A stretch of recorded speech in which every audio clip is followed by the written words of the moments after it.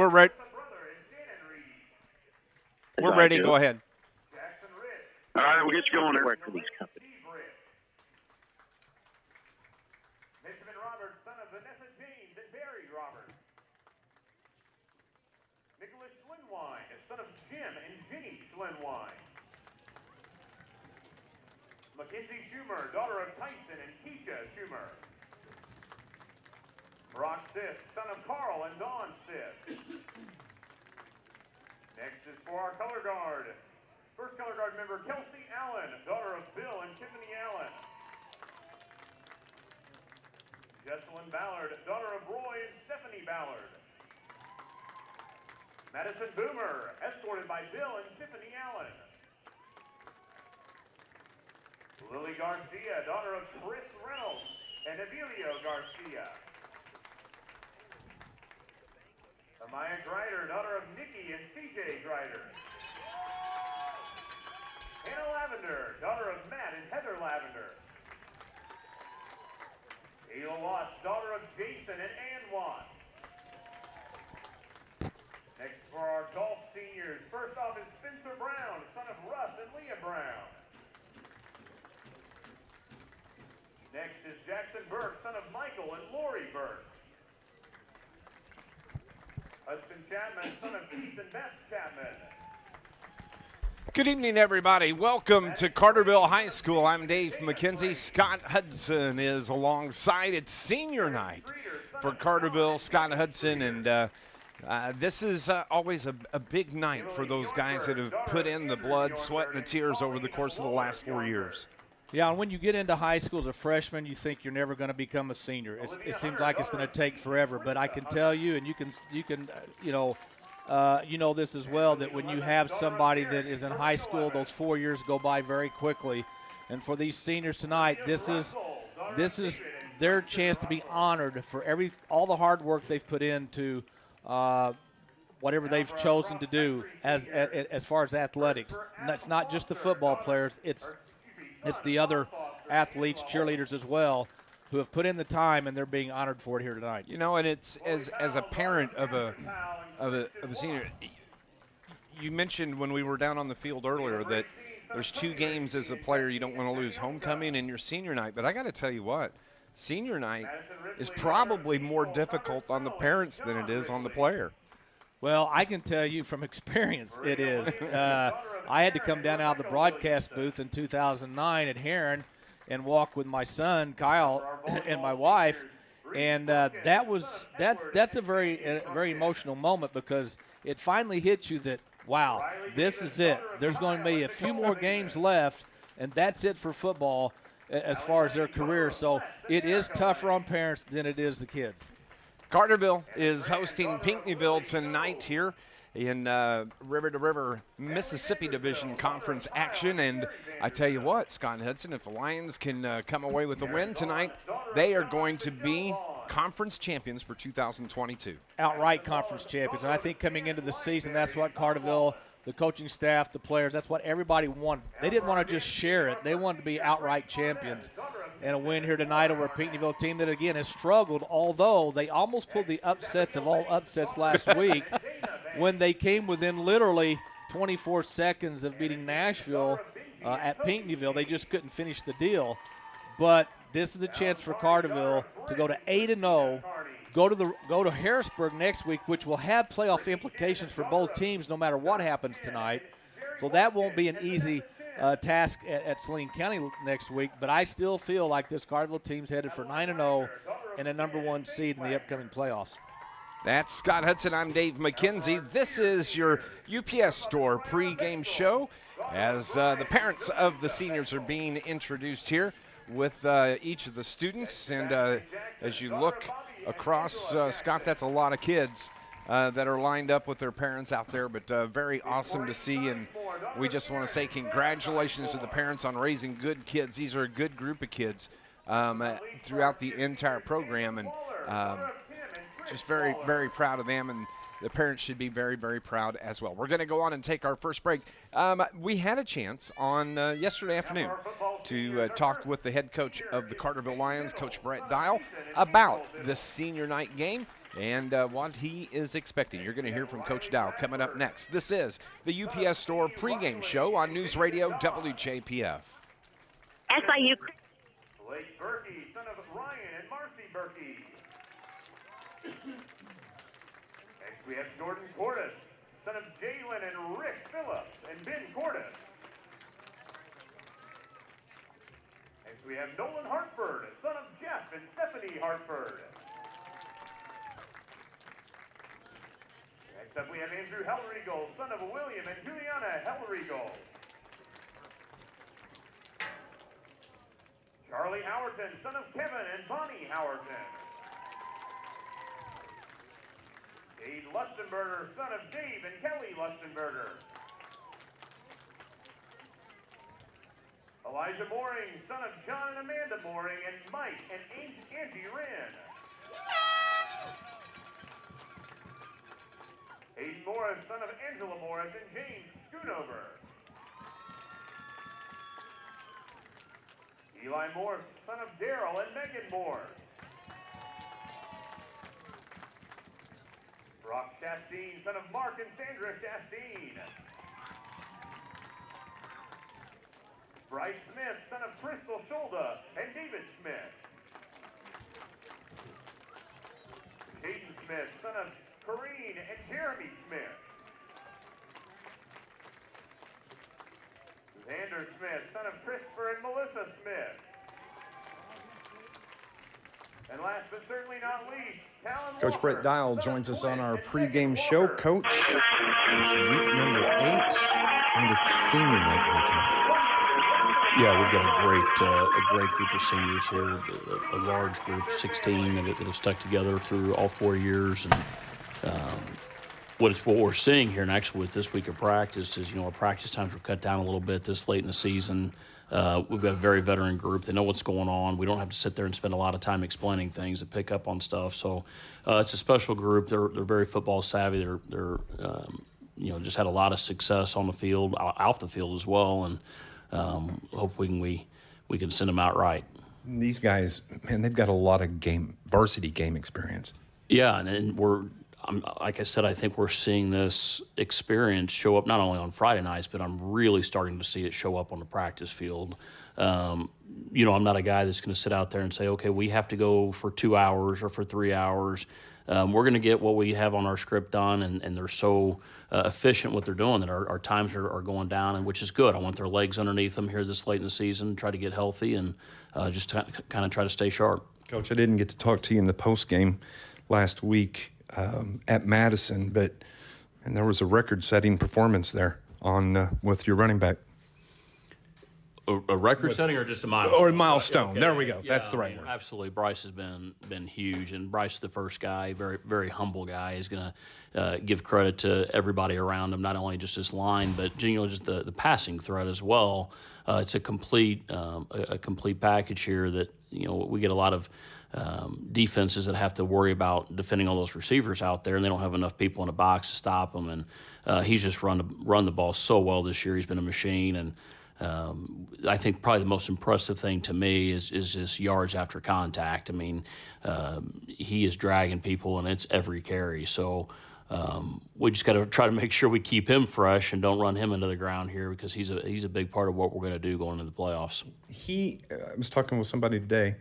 He's a textbook runner, how he uses his blockers. He's tremendous balance, patience, gets right on his blocker, right on his offensive lineman's hip, and is patient, lets the play develop. He doesn't get in too much of a rush. And then when it comes time for contact, he absorbs it, and he's just, his legs are under him all the time, and just incredible balance, one of the better ones I've seen. Coach, facing a Pinckneyville team that, man, They could have pulled off the upset of the season a week ago against Nashville.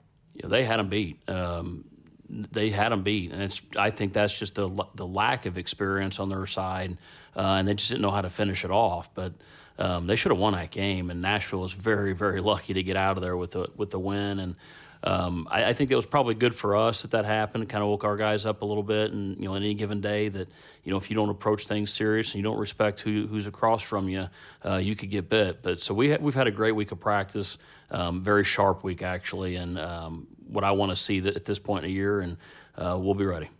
Thanks, Coach. We'll talk postgame. Thanks. There you have it, Coach Brett Dowell joining us on our pregame show, Scott Hudson. And, yeah, you have to use the right word when you describe Bryce Smith, the running back. He comes into the game tonight with 1,100 yards on the button. He's averaging 8.8 yards per carry, and he had an outstanding performance a week ago against that Madison Trojan team. Well, and what's even more impressive about Bryce Smith in his yards he's gained this year is he's gone against teams like Benton, Murfreesboro, DuQuoin, Heron, who played Carterville, probably the closest game that they've played this year. So he's gone up against some of the very best teams in Southern Illinois, and you average 8 yards a carry. And like Coach said, you know, he's not a kid that's going to gloat or point the finger at himself. He's going to give all the credit to that offensive line, and he's just a very, very good kid. And those are the type of kids you like to see have success because it's not about them. And they understand that. It's everybody. It's about the team. Right. And he, but literally every time you ask him about it, he will always point to the line. He's just been a pleasure to watch this year. Let's talk about the play of quarterback Andrew Hellriegel this year. He's just been outstanding. Mr. Consistent. You know, that's the best way I think to call Andrew is he's just been consistent all year long. He probably hasn't had to throw the ball to this point in the season as much as maybe we thought he would coming into the season. When you have a guy like Bryce Smith running the ball, you don't have to. But he's very good with his handoffs. Very good, has a very good touch on his passes. He's got some great receivers to throw to, like Hartford, Biddle, and Berkey. So he's got the weapons, and he takes advantage of them. But he's the general out on the field. He's the quarterback. Other than the center, he's the one that only guy that touches the ball on every snap. And he's done a great job of leading this team. I got to tell you, I thought coming into the game, he very well could have 250 to 300 throws for the season. But when you look at his stats, he's only had to throw the ball 119 times because of the running game. He's averaging, or he's thrown for 859 total yards. But when you need it, you can get it with him.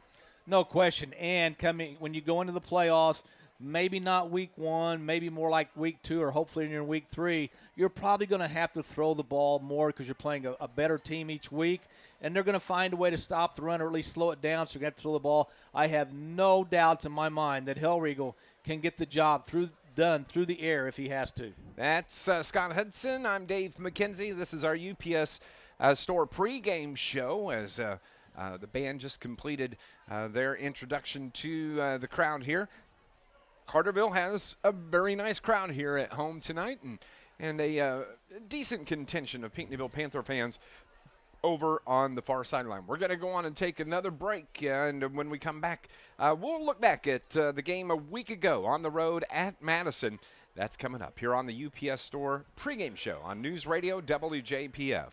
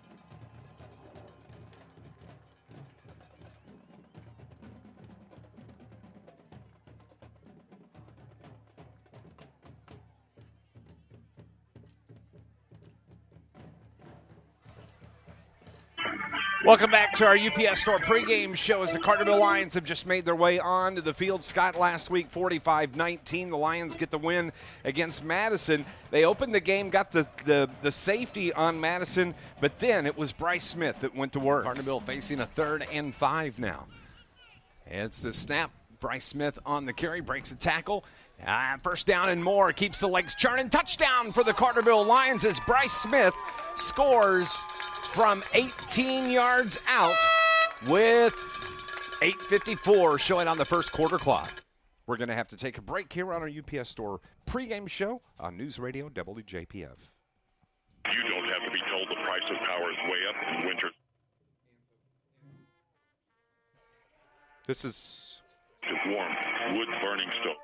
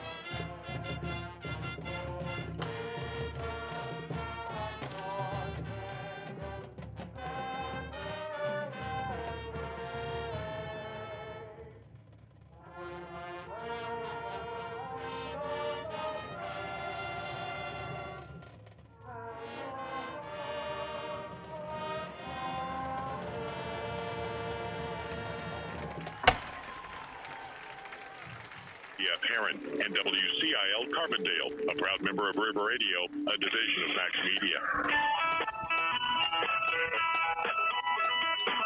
Welcome back to Carterville High School. Dave McKenzie, Scott Hudson, as we are getting you set for Carterville Lions football. Carterville enters the game 7-0 on the season. The Pinckneyville Panthers enter tonight. Scott Hudson, they are 2-5 on the season. And as we mentioned earlier, almost pulled a big upset last week against Nashville, just couldn't finish the deal. I looked over there at their sideline just as they were walking out on the field. I counted 18 players, so they don't have their numbers aren't very good, but they have to feel good about what they almost did last week. And I'm sure that's going to give them some confidence coming into this game tonight. Absolutely, and what Scott's talking about, they had the lead of the game with 24 seconds left. Nashville scores to beat them 14-10, and talking with several people, Nashville made mistakes. Pinckneyville took advantage of it, but Pinckneyville played a really, really strong game against that Nashville Hornet team. Well, those two teams are kind of like Heron and Carterville. You pick a sport, but in particular for Pinckneyville Nashville, it's basketball. Yeah. Those two teams really go at it. That would have been big if Pinckneyville could have pulled off the upset last week. Both teams are making their way out onto the field. And of course, if you would like to watch the game and listen to the radio call, you can head to YouTube and you can search Pinckneyville Panthers at Carterville Lions as we are getting you set for exciting Lions football here on News Radio WJPF. As always, we appreciate you listening to our all of our Carterville broadcast here on News Radio WJPF. Pinckneyville sends two receivers back deep. Carterville's going to kick away, and Riley Crane kicks it to the receiver on the far side as he brings it to the near side, cuts it across the hash to about the 30-yard line, where there's about three players right there that brought him to the ground. And on the return for the Panthers, it was Marshawn Fisher. Yeah, for Carterville, Wakey in on the tackle along with Brandon Skelcher. So we'll see Pinckneyville's offense first and see what they can do against this very, very talented Carterville defensive front. Pinckneyville's going to have it at their own 32-yard line as Pinckneyville is wearing their solid white uniforms with the light blue numbers. Carterville wearing blue over blue here on senior night for the Carterville Lions. Ball is on the near hash. The Pinckneyville Panthers have it to start things off, and it is quarterback Jace Lee, number 11, that will do the play calling for the Pinckneyville Panthers, and coach Ryan Lott. They works from under center, and they give it to their fullback, and he is just stacked up right there at the line. I heard that in that game against Nashville, they ran that exact play right there probably about 35 times, and Nashville just couldn't stop it. Yeah, but Carterville's got a defensive front that's hard to move, and Carterville's defense has been good all year. Right now, they have a player that hasn't played a lot of defense, Charlie Howerton, right in the middle of that defense. Okay, try to move that big man out of the way, see how far you get. Kudos to Charlie getting the start here on senior night. 6'5", 321. He's a senior. He's worked his butt off to get back to playing shape with that knee injury he had last year.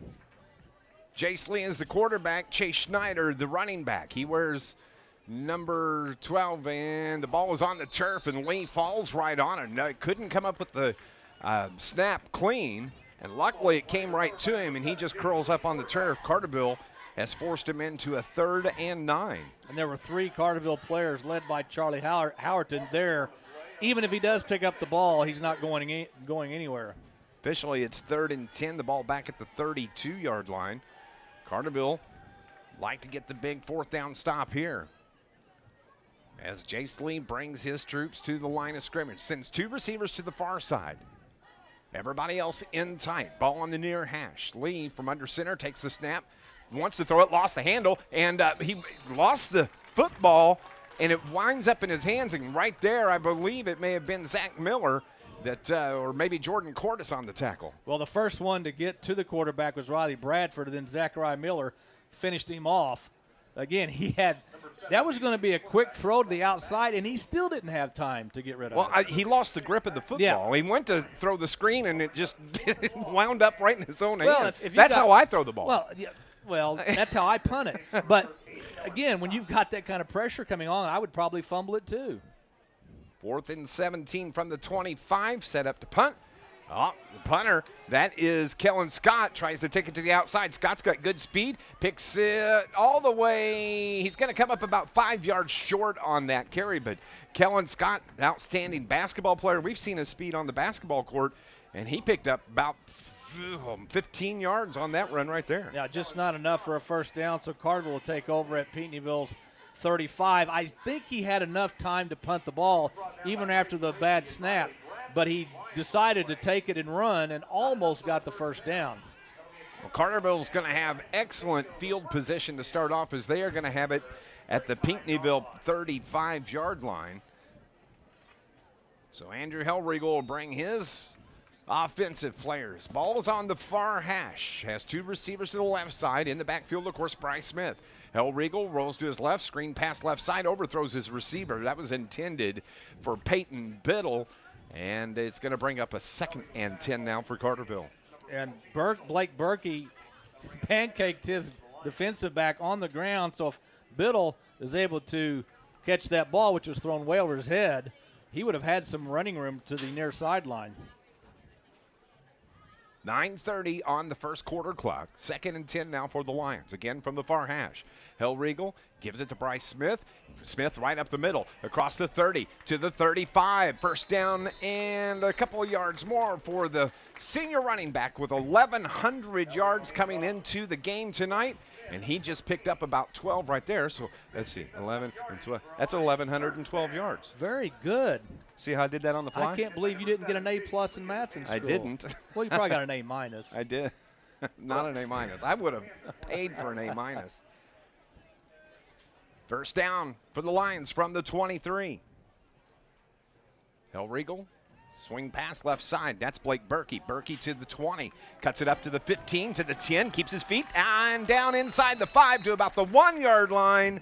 A gain of 22 on that throw from Andrew Hellriegel to Blake Berkey. And somebody we haven't seen a lot on offense this year for Carterville, Talon Walker and Peyton Biddle out in front of Berkey, opening up some room for him to get down inside the 5. It'll be 2nd and goal.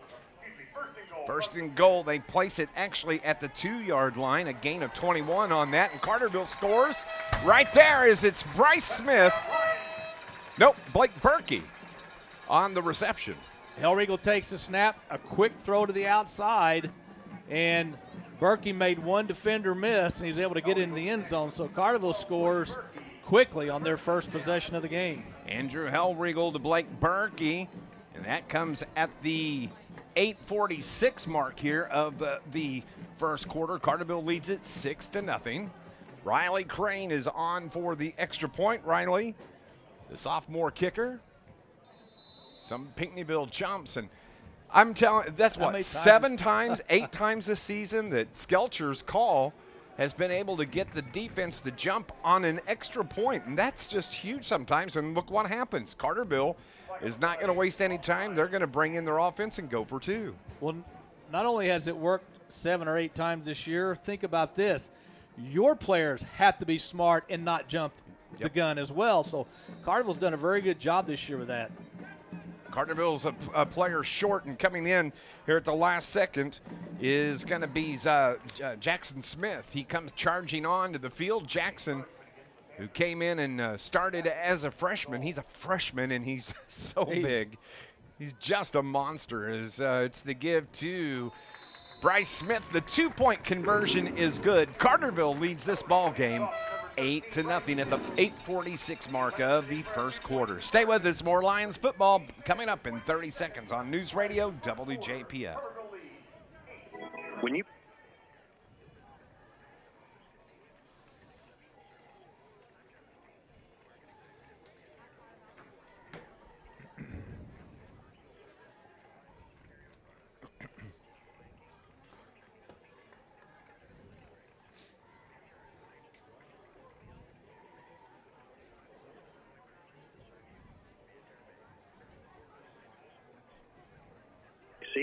Equal housing lender.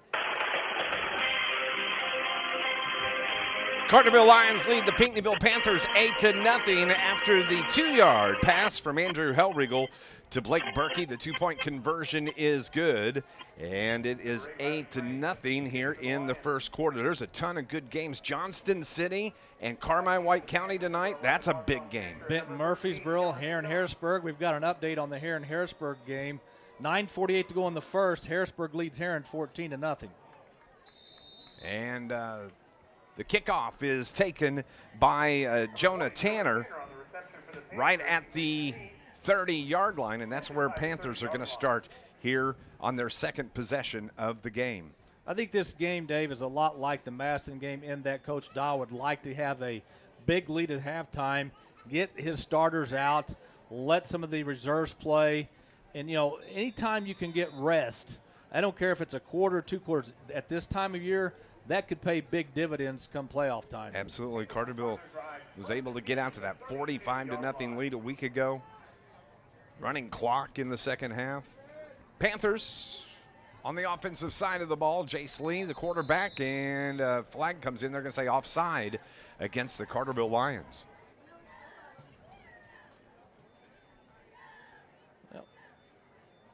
They'll mark off the 5 yards. Yeah, there's a lot of good games around Southern Illinois. DuQuoin Nashville is tonight. That's a big game for both of those teams. Yeah, and again, they don't like each other, so to speak. But you've got, as I say, Johnson City Carmi. We've got an assistant over at Johnson City tonight who will be giving us updates on that game. Panthers just charge it right up the middle on the carry for the Panthers.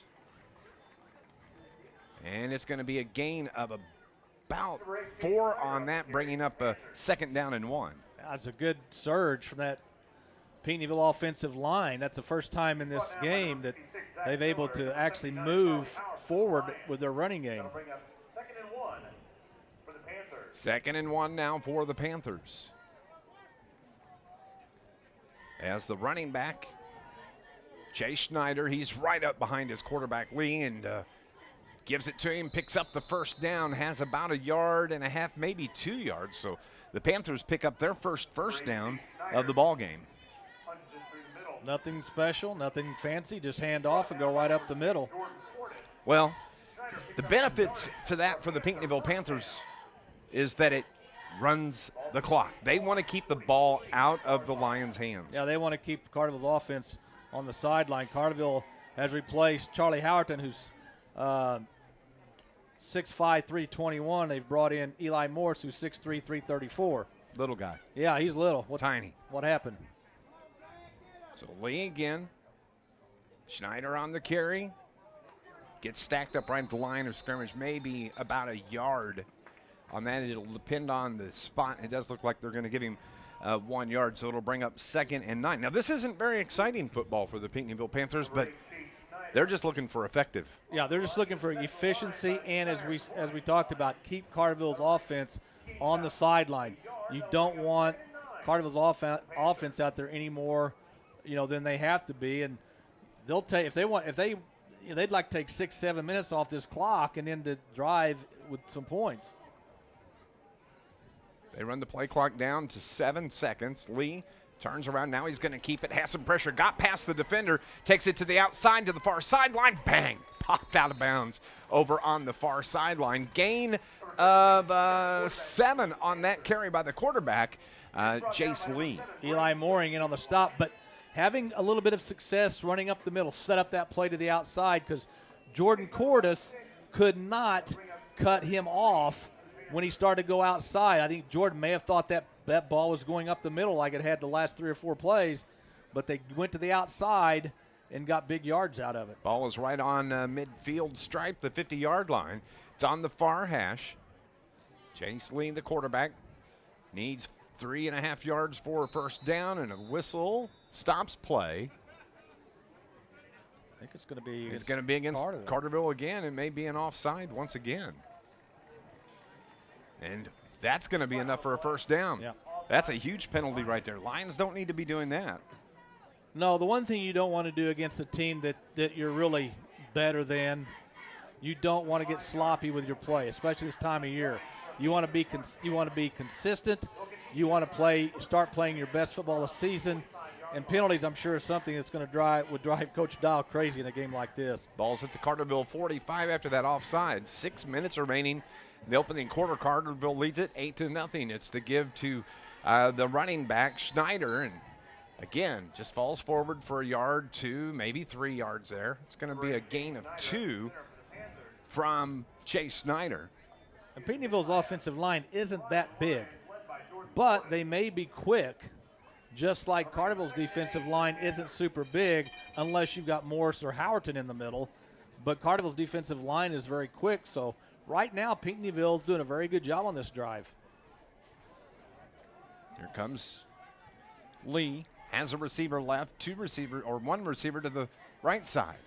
Rolls right, pitch to the jet back, and there's a defender right there. Peyton Biddle wraps him up. Whoa, what a defensive play by Peyton Biddle as the jet back Marshawn Fisher took the pitch from Jace Lee, and Biddle was right in his grill and spun him to the ground. Biddle read that play brilliantly. He made a very good open field tackle to not let him get away and get to the outside. Then he had his friend Eli Mooring come along and finish the play off. But a good play by Biddle, the senior. A loss of 3 on that carry. 40 balls at the 46-yard line for the Panthers. Boy, that was a good defensive play. Very good. Early score from Johnson City. Johnson City leads Carmite 7-0. Good ball game. That's for the Black Diamond title there at Johnson City tonight. Jace Lee, flag from the back judge. And it's going to be against the Pinckneyville Panthers. They had 12 guys on the field, I do believe. Well, maybe now we know how Pinckneyville almost pulled that upset off. I'm just kidding. I'm not going to take anything away from a team that knows they're not going to the playoffs, but they're still out here playing hard. And that's what coaches want to see, kids who are willing to go out there and compete no matter what the circumstances are. That's what they were very happy about. That penalty puts the ball back at their own 49-yard line. So it's 3rd down and 16, 4-10 remaining here in this opening quarter. Jace Lee takes the snap, is going to keep it, looks to throw right on top of him.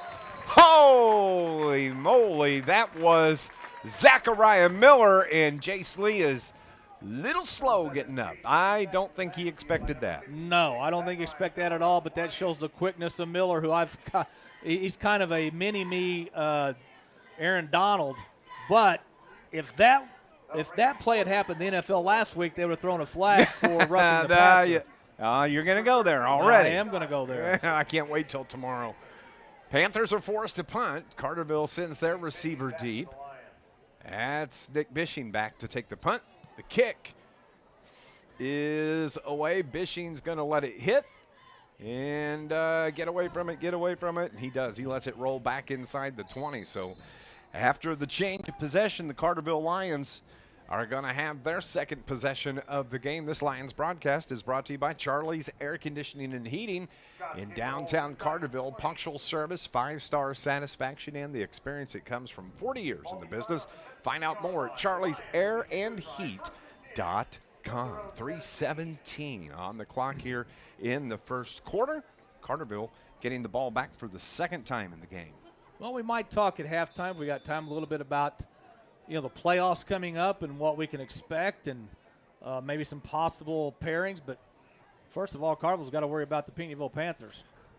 Lions have it near hash. Throws it out to the right side. The throw was high, but on the catch, Nolan Hartford went up high to get it, and he's met right there by the defender. It's going to be a gain of about 4 on that little short pass from Hellriegel to Nolan Hartford. Well, a very good open field tackle by the defensive back for Pinckneyville. Lions go quick once again, and on the carry, Bryce Smith.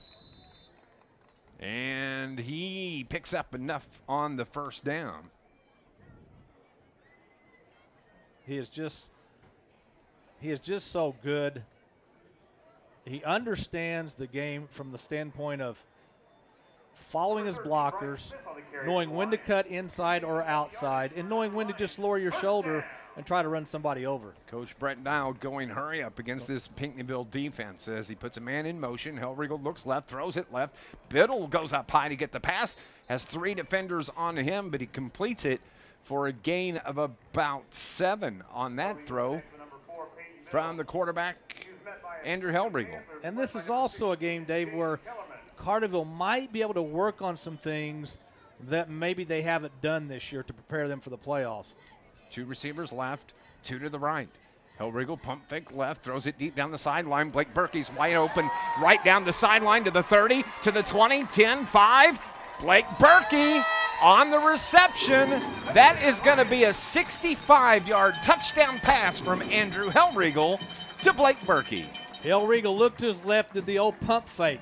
The defensive back stopped, and that was the kiss of death, because Berkey ran right by him, and Hellriegel threw a perfect pass to hit Berkey in stride, and then with his speed, he was not going to be caught. 2:09 mark of the first quarter. Carterville leads it 14-0, and yeah, that little pump fake, like you said, froze the defender. Berkey just flashed right by him. Boy, they've worked that a couple of times this year. Yes, they have. Riley Crane for the extra point. Brandon Skelcher on the hold. The snap, the hold, the kick is good. Carterville, with 2:09 remaining in the opening quarter, lead the Pinckneyville Panthers. It is 15-0 here on News Radio WJPF. This is News Radio WJPF, Heron.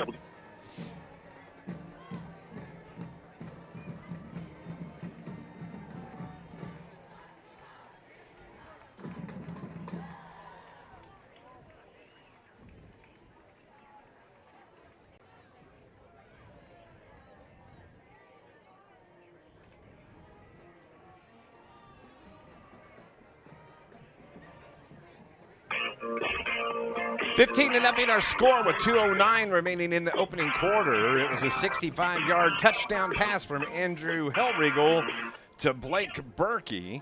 And the extra point was good. Lions up 15-0. A couple of quick scores at Harrisburg. Bulldogs lead Heron now 21-0. And Johnson City and Carmi are now tied at 7. Oh, such a good game up there. If we didn't have a game tonight here, Scott, we'd be there. That's where I would be. It's taken by the Panthers, makes a spin move at the 30, out across the 40-yard line. The Panthers will begin their drive. 1st and 10. 2:01. here. Happy Friday to you.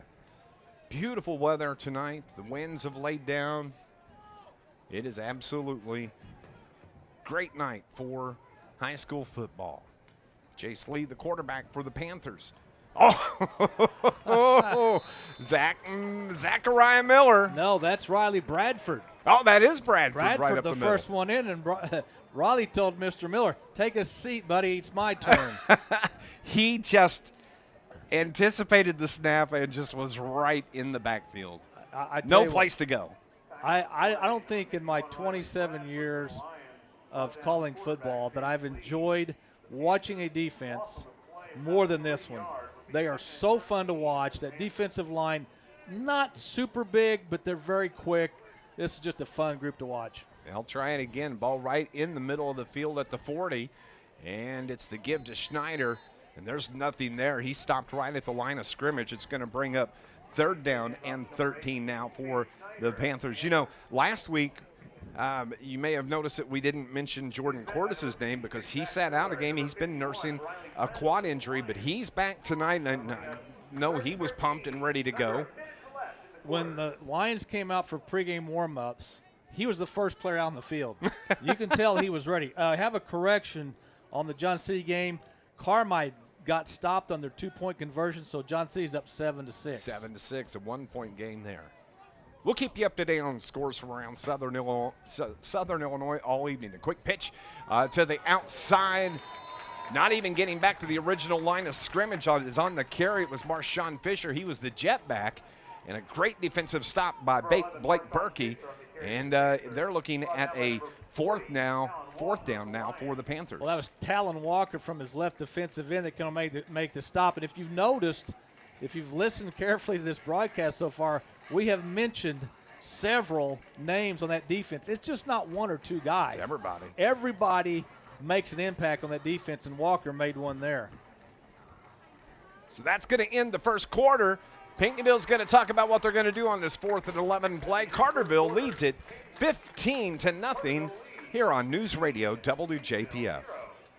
At the Bank of Heron, we know that between family and work, it can be a challenge to find the time to take care of things like going to the bank. And really what you need is a way to do your banking on the go. Well, we've got good news. With the Bank of Heron mobile banking app, you can manage debit cards, find bank locations, monitor account activity, even make a deposit. Just a few of the ways our mobile banking app can save you a trip to the bank. We love for you to come and see us, but now you don't have to. The Bank of Heron, it's not just a bank, it's mobile banking. Member FDIC, equal housing lender. At Ron Ward Chevrolet in Heron, we are teaming up to bring you the best deal on your next vehicle. At Ron Ward, we always have over 100 cars to choose from. You can shop our entire selection at RonWardChevy.com. Come test drive your next vehicle, and we'll have the car and keys ready before you arrive. Now that's teamwork. So come see our team at Ron Ward Chevy in Heron. We support all of our Southern Illinois athletes. We wish you all the best. Ron Ward Chevrolet. Straight deals. Most prices. Ron Ward Chevrolet.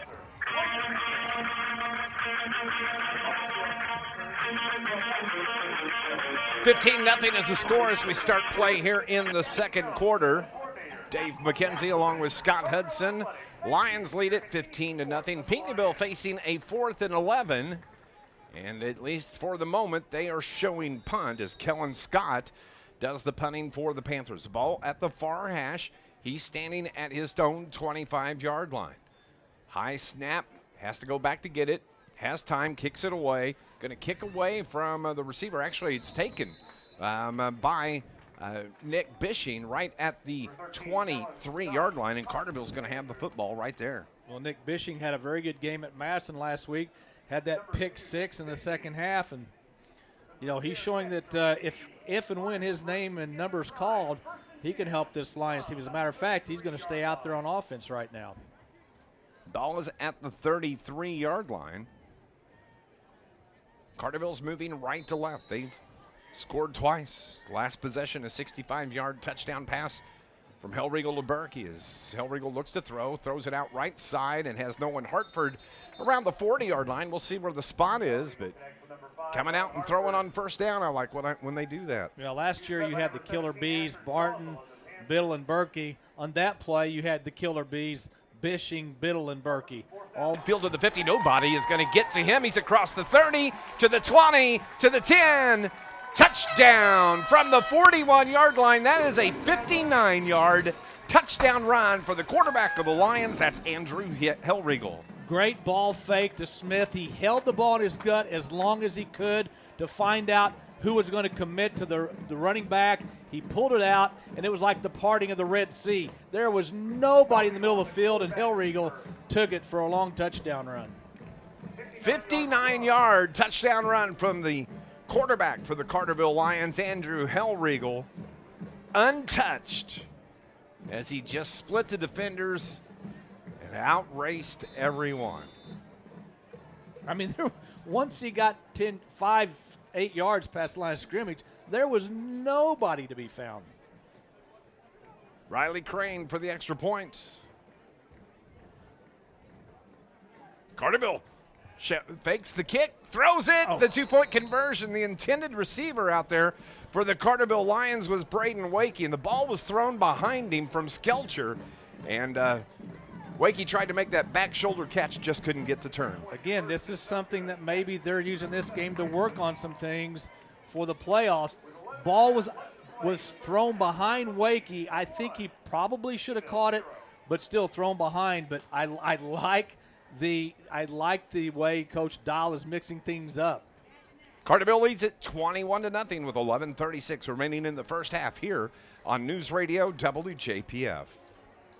Don't let the name fool you. The International Brotherhood of Electrical Workers, Local 702, represents more than just electricians.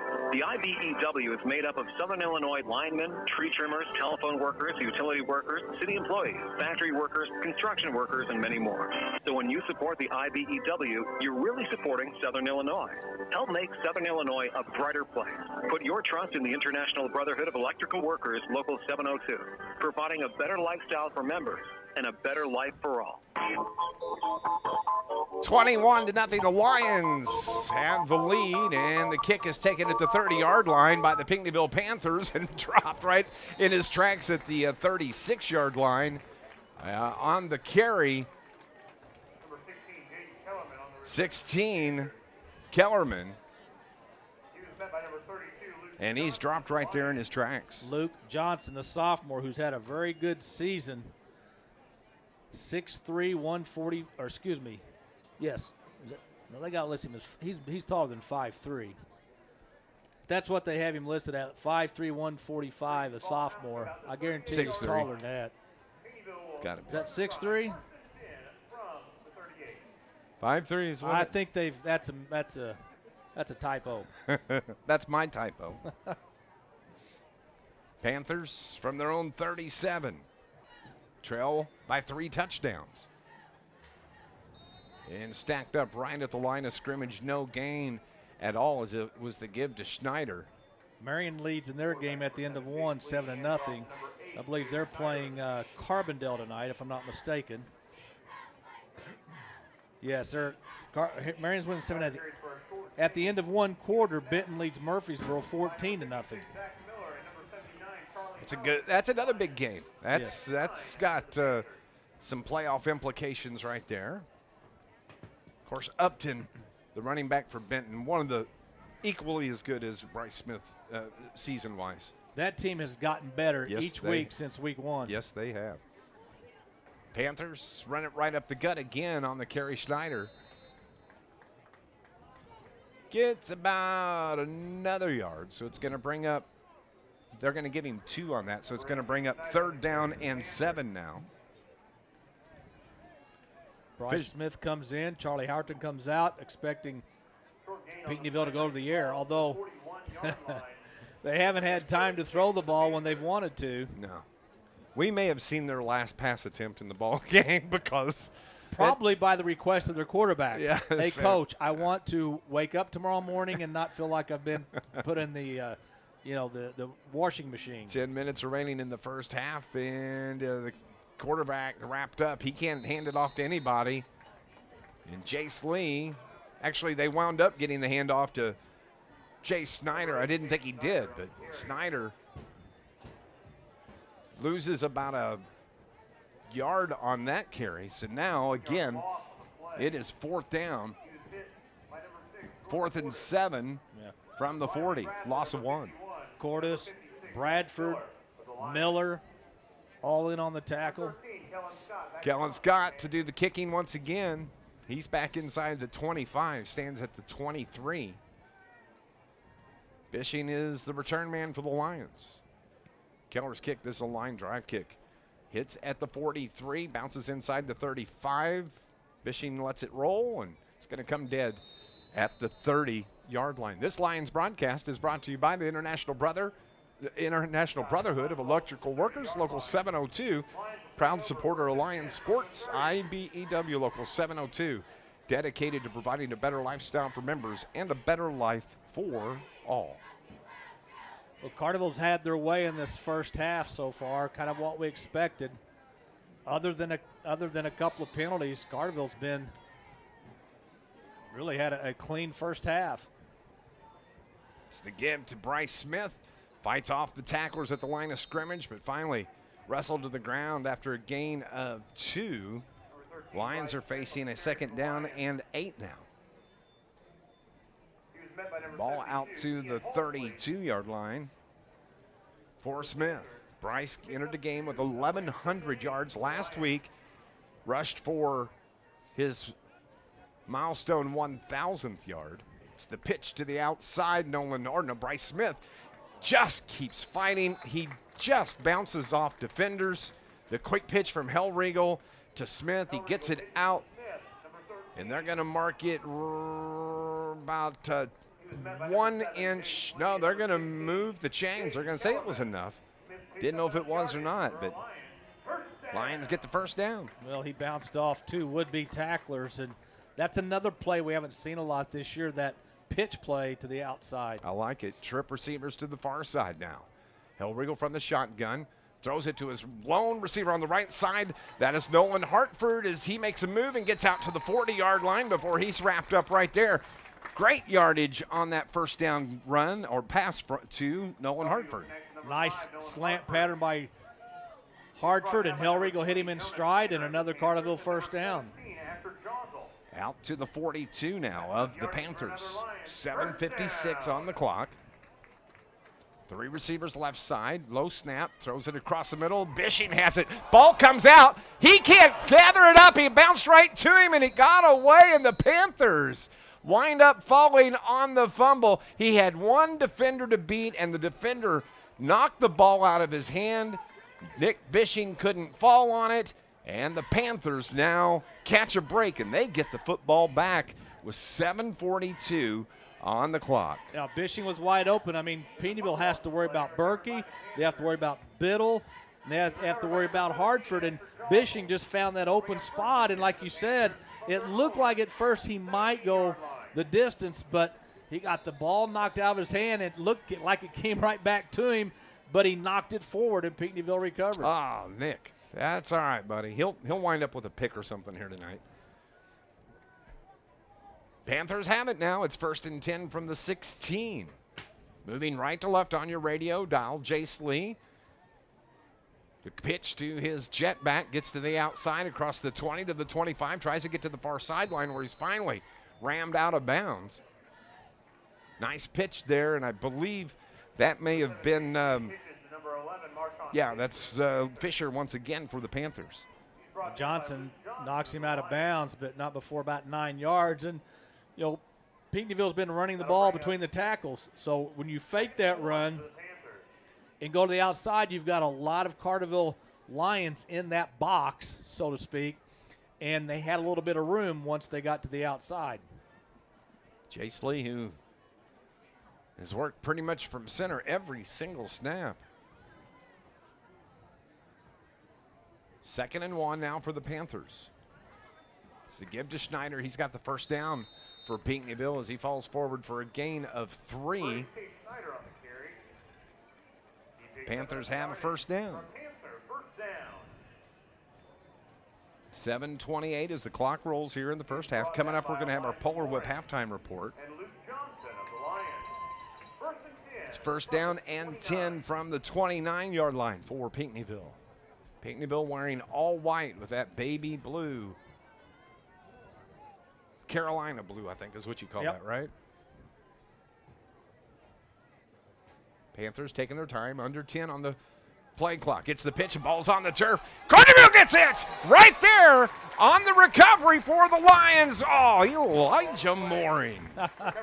He was there, and I'll tell you what, the Pinckneyville pitchman, Kellen Scott, when the ball got away from him, he made no attempt to fall on the loose ball. None whatsoever. He didn't want any part of going to the ground, and I'm sure the coaches will talk to him about that because he made no attempt to fall on that fumble. I think it helped that he may have kicked it a little bit too when he fumbled it. 1st and 10 from the 26 at the 6:57 mark. Right up the gut, it's Bryce Smith. Takes it to the 10, to the 5, keeps his feet there. Are they going to give it to him? Yes! Bryce Smith on the 26-yard touchdown run for the Carterville Lions. Wow.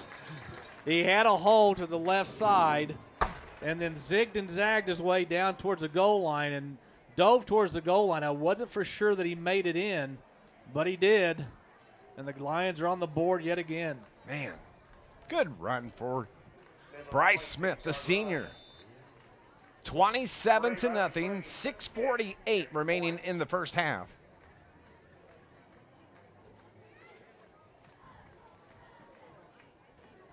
Snap. Kick. Good. 28-0. Carterville leads the Pinckneyville Panthers here on News Radio WJPF.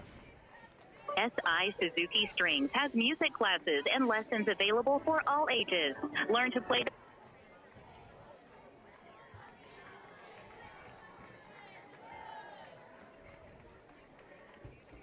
Lions are up on top of the Pinckneyville Panthers 28-0. Now, other than the one fumble by Bishing and a couple of penalties, this has been how they execute those in case they want to use those in the playoffs. Senior night here at Carterville, and the seniors are performing as the kickoff skips past the return man. He picks it up and takes it to the far sideline, trying to get to the sideline, and finally wrapped up about the 16-yard line, and that's where the Panthers will start. Now we have a flag that was thrown by the official that was standing at the 50.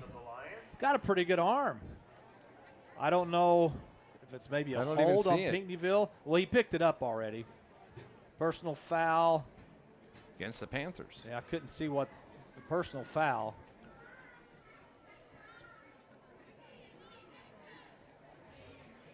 This Lions broadcast is brought to you by Steve and Rich's Barber Styling. Full-service salon on Division Street in Carterville. They're open Tuesday through Friday from 8 until 5, Saturdays from 8 until 2. So they're still trying to figure out what they're going to do on the call.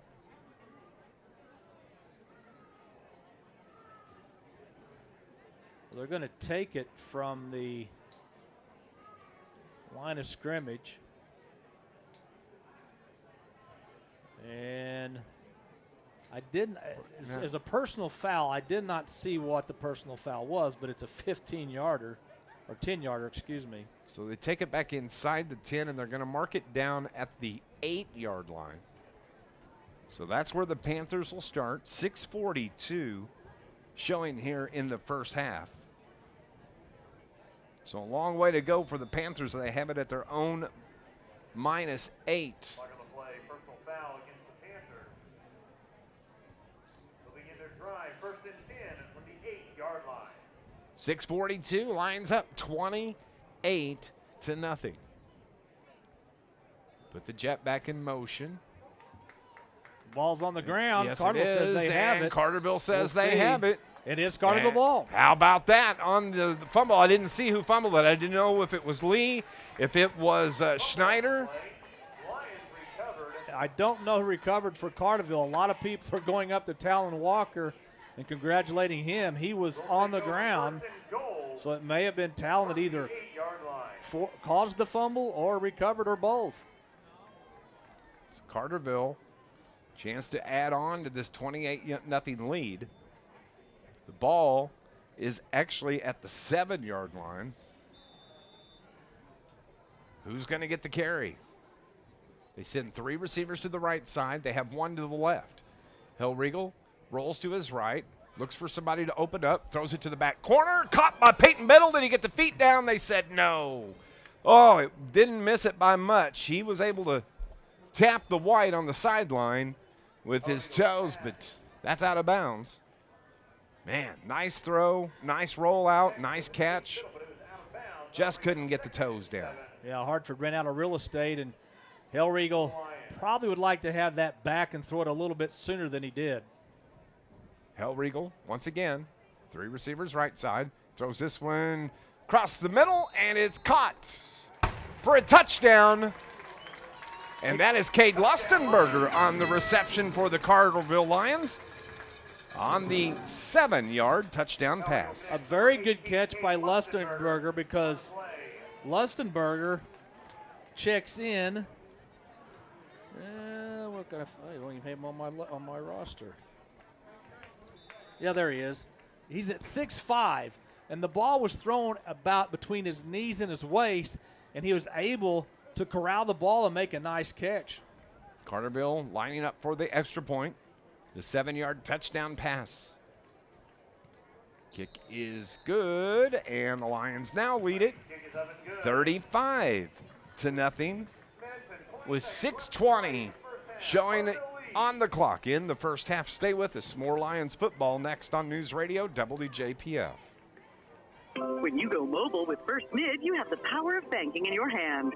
Download the First Mid mobile.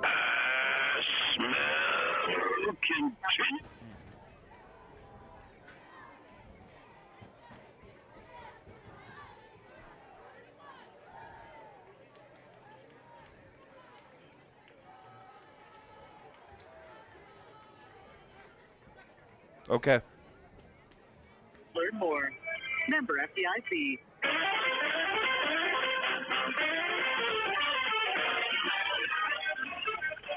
With 6:20 remaining in the first half, the Carterville Lions lead at 35-0 after the 7-yard touchdown pass from Andrew Hellriegel to Cade Lustenberger. Second quarter score, Carmi has scored 14 unanswered and now lead the Johnston City Indians 14-7.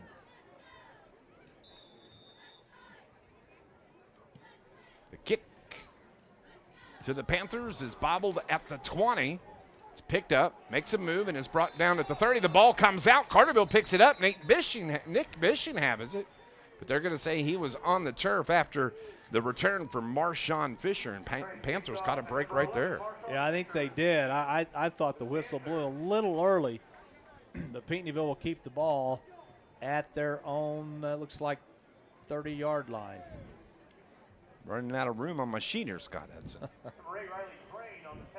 Well, you just have to store all that knowledge in your head. Hey, we're going to SIU tomorrow.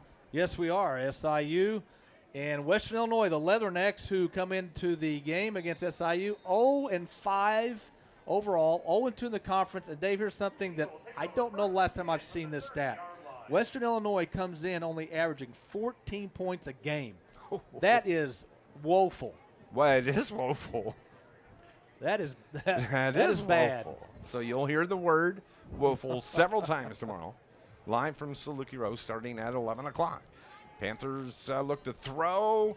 The pass across the middle. Receivers wide open. Caught at the 42 of Carterville. Taken down to the 35 of Carterville. And on the reception, it is Asher Jostle who got behind the Carterville defense. And give credit to Jace Lee. He's been pounded all game, but he hung in there, got the ball away, and that's a big O gain for the Panthers. He rolled to his right and threw a perfect spiral downfield. A very, very well-thrown ball, and Pinckneyville is in Carterville territory, I believe, for the first time tonight. 34-yard gain on that pass to Jostle. Well, you lull a defense to sleep with the running game, and then boom, you hit him with a nice pass play. That'll wake everybody up defensively. As Snyder takes the handoff and falls across the 35 to the 34-yard line, a gain of 1, second down and 9. Actually, a gain of 2. I think Talon Walker was the man for Carterville to bring him down. And Cordes. Well, I don't know. I don't know too many high schools in Southern Illinois that can say they got 2 defensive ends like Cordes and Walker. No, I agree. 5 minutes exactly remaining in the first half. And a flag comes in from the near side. It's going to be motion on the Panthers. False start against the Panthers. It's going to back them up 5 more yards, so it'll bring up second down and 13 now. Gentlemen, may I have your attention, please? Just a reminder, there are 50-50 tickets for sale by the Boosters Club on the concourse. Yes, I got a little nervous when I heard the PA announcer has said, can I please have your attention? Last time I heard that was a week ago, and my truck was parked illegally in West Frankfort. That's funny, Scott. Clock rolls. Panthers have it. And on that little dive from the fullback on the carry, Chase Snyder.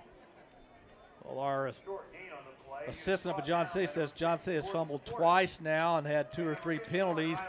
Carmi has taken advantage of that and now lead Johnson City 21-7. Wow. You cannot turn the ball over to a good team. No, you can't. And both those teams undefeated. Yes. Yes, sirree. Next Friday night, Carterville hits the road at Harrisburg Bulldogs. Under 4 to play here in the half. Lions would like to get it back and get one more score. Panthers on the pitch. Out across the 40 to the 35. Again, it's going to wind up being a gain of 1. And on the carry, on the pitch, it was Kellen Scott. Carterville covers that quick pitch well and forces the Panthers now into a 4th down. Smith and Billen on the tackle for Carterville. So bring up 4th and 10 when you're down 35-0 in the second quarter. You're going to go for it. Absolutely, especially when you're in Carterville territory. Yeah. It was a big 34-yard pass. It took them from their own 36 to the Carterville 34. They may not get this play off. 4 seconds, 3, 2, they do. Lee rolls, has some pressure, throws it up, right side, just throws it up, and it's incomplete. And Carterville forces the 4th down and change of possession. And the Lions will get the ball back with 2:58 remaining here in the second quarter. Hartford was covering the wide receiver. It looked like he might be able to turn and make the interception. Then all of a sudden, Biddle flashes in front of him. I thought maybe he was going to be able to pick it. But the quarterback did a nice job of seeing Cordes come towards him, and he just stepped inside of Cordes, got the ball away, but incomplete, and Carterville takes over on downs. Carterville wants 40 points. They want to get that rolling clock to start the second half. Hellriegel has 2 receivers right. 3 receivers right, rather. Throws it to the left side. That is Bryce Smith on the swing pass. Takes it to the outside across midfield to the 40, to the 45, to the 30, to the 20. Makes a move on 2 defenders. Leaves them laying on the turf. And a 65-yard touchdown pass from Andrew Hellriegel to Bryce Smith. Smith only had 1 Carterville player out there to help him as far as getting a path to the end zone. After he got by that Carterville wide receiver, he had to do everything on his own. And I counted 1, 2 jock straps that are laying over on the far sideline that belong to the Pinckneyville Panther defenders. He shook them right out of them. I know.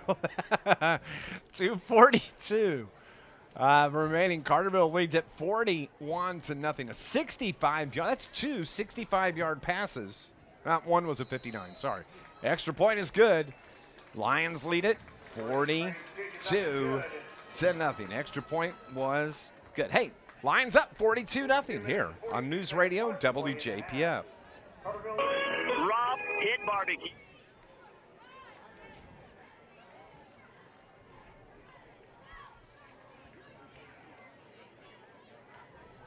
Right.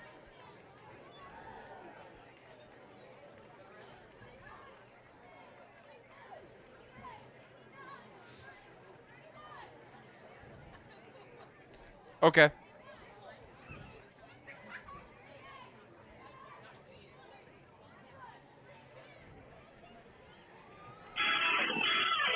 Lions lead it 42-0, still with 2:42 remaining here in the first half. Yeah, Carmi now leads Johnson City 22-7. Another update, Kyrie Slukins of Heron has caught a 70-yard touchdown pass. That cuts Harrisburg's lead to 21-7 late in the second quarter. 65-yard pass from Hellriegel to Bryce Smith. He shook off 2 defenders, shook them out of their boots over on the far sideline. The kick from Riley Crane is going to be taken by the Panthers at the 16-yard line, up across the 20 to the 30, and finally is corralled right there at about the 35, and that's where the Panthers will start here. I'm going to draw a line up here to start over. Pinckneyville has it with 2:33. And they are getting shut out 42-0. Yeah, before long, and it may be after this half because there's only 2:33 left, you'll start seeing a lot of reserves play. A lot of the Carterville starters will come out and get a rest like they did at Madison last week. And as I said earlier, Dave, you know as well as I do, anytime in this part of the season you can get extra rest, you'll take it because you know that the real battles are coming up in a couple of weeks. Yep, and add to that if you can get away healthy. Yes. Ball is on the turf. Carterville says they have it, and yes, they do. And Wow. coming out with it, Riley Bradford with the fumble recovery. Wow, how about that? Carterville's defense is getting in on the quarterback and or running back so quickly that the exchanges aren't good. The running back does not have a chance to really get control of the football. And Carterville's defensive front, which has been very good all year, creates yet another Panther turnover. At the 36 of the Panthers. Coach Brett Dial has his offense around him. Here they come. Andrew Hellriegel, Blake Berkey, Peyton Biddle, Nolan Hartford. Going to have to get this play off quickly. Talon 3 seconds Walker, left. 3, 2, they do. As Hellriegel spins out, rolls right, throws it to the right side. Receiver was Nolan Hartford, the intended receiver, and the ball was just a little bit short and falls incomplete. Yeah, one of the few times tonight that Andrew has thrown the ball short. Had Hartford wide open. It was about a 27, 28-yard pass on the roll. Yeah. Coming up, we're going to have our Polar Whip halftime show. We'll run through scores from around Southern Illinois. Carterville leads it here 42-0. And the quick pitch to Blake Berkey cuts it straight up the gut, right up the middle. Makes a move at the 20. Stays on his feet and is finally ankle tackled and comes down at the 11-yard line. First down for Carterville. And that's something we haven't seen this year is Berkey on the jet pitch. On the jet pitch. And he's got this, I think Berkey's the type of athlete that he's sneaky fast. He doesn't look like he's very fast, but let me tell you what, he can burn. Hellriegel again rolls right, throws it across the middle. Receiver Peyton Biddle, and he just couldn't catch the ball. Thrown a little bit high, took a pretty good pop after the ball. The defender was just standing there, and Peyton kind of ran right into him, but they tap fist bump and picks up his towel. Carterville now facing a 2nd and 10 from the 11-yard line. Yeah, Biddle was open in the back of the end zone, and I think again, that's a tough play to make for the quarterback and the receiver, but I think if Biddle would have just stopped, Hellriegel probably could have hit him in the back of the end zone. 3 receivers right side, but they throw it to the left. It's caught by Nolan Hartford, and an 11-yard touchdown pass for the Lions. Andrew Hellriegel to Nolan Hartford. Well, pick your poison. Who do you want to try to stop in the passing game? Is it Biddle? Is it Berkey? Is it Hartford? Just, take your pick. It's not even fair. It's really. not. It really causes defensive coordinators a problem because you really can't double team any of them. You have to play man to man, and somebody is going to get open almost every play. Riley Crane. The extra point. Good. 49 to nothing. Carterville on top of the Pinckneyville Panthers here on senior night at Carterville High School on News Radio WJPF. Are you a safe, professional, over-the-road truck driver? You can make really good money with Clark Transportation. $24 to $26 an hour for your first 40 hours a week. Then overtime kicks in at $36 to $39.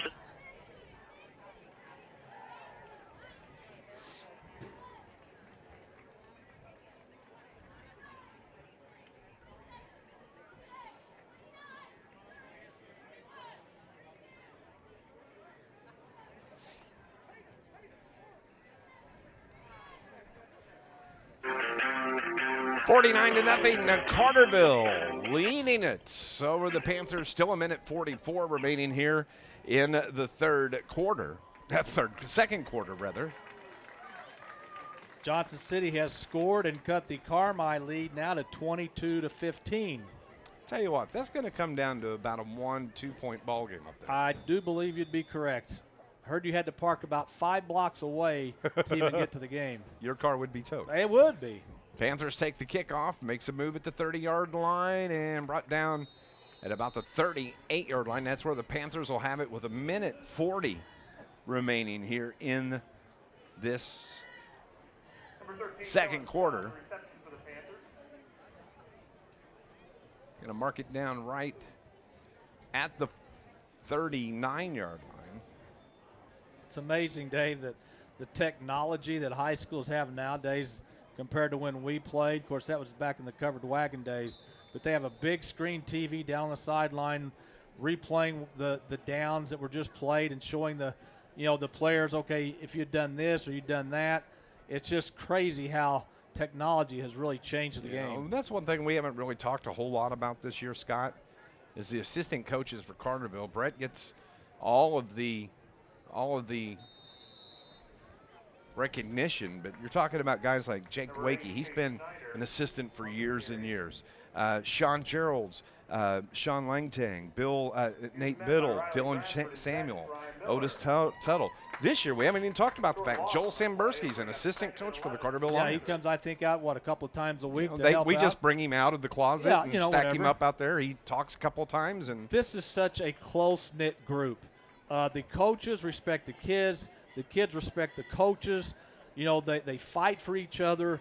You couldn't ask for a better situation. No, you couldn't. They even brought him out of retirement during practice one day to play quarterback on a set of drills they were working on. It was on his birthday. And they probably said, Jordan, you can't hit Joel Samberski. No, and much as you'd like to, you cannot hit him. I went up to him after it was all over with. I said, I got a couple of pictures of you I'm going to post. I'm going to say it was discovered that Joel Samberski was found he had 15 minutes of high school eligibility left, and he decided to use it in practice and went 5 for 12. And he said, it wasn't that bad, was it? I said 7 for 12 then. Another update, quick update. Now Johnson City and Carmi tied 22-22. That's how it's going to be right there. Man, what a game. 13 seconds on the clock. This will be the last play of the half. Panthers have it. The quick pitch on the jet back.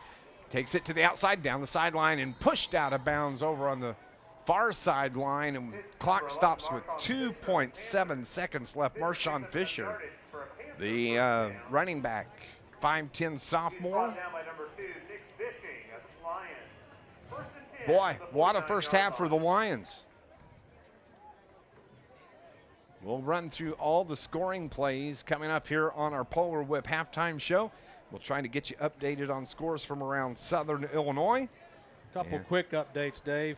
Marion at halftime leads Carbondale 22-0. That's their homecoming. Benton at half leads Murfreesboro 17-7. Not surprised by that either. Not really, nope.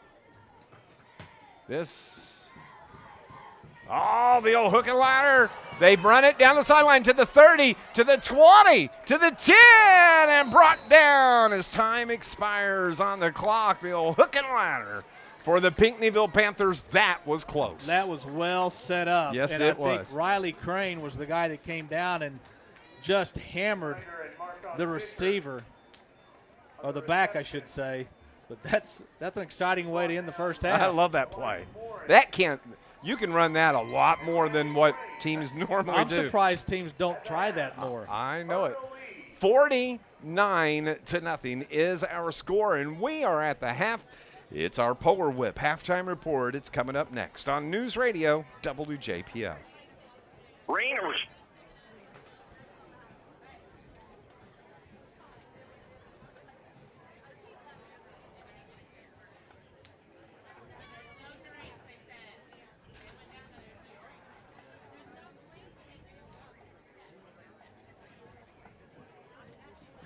Area score to report from around the conference.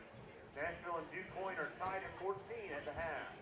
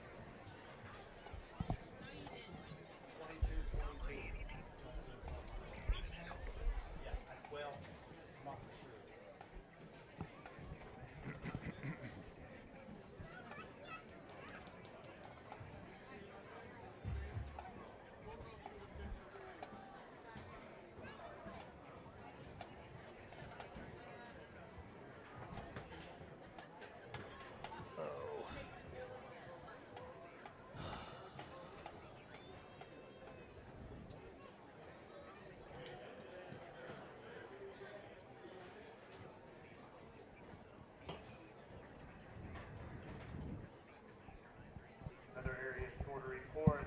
Both undefeated Johnson City and Carmi are both tied at 22 at the half.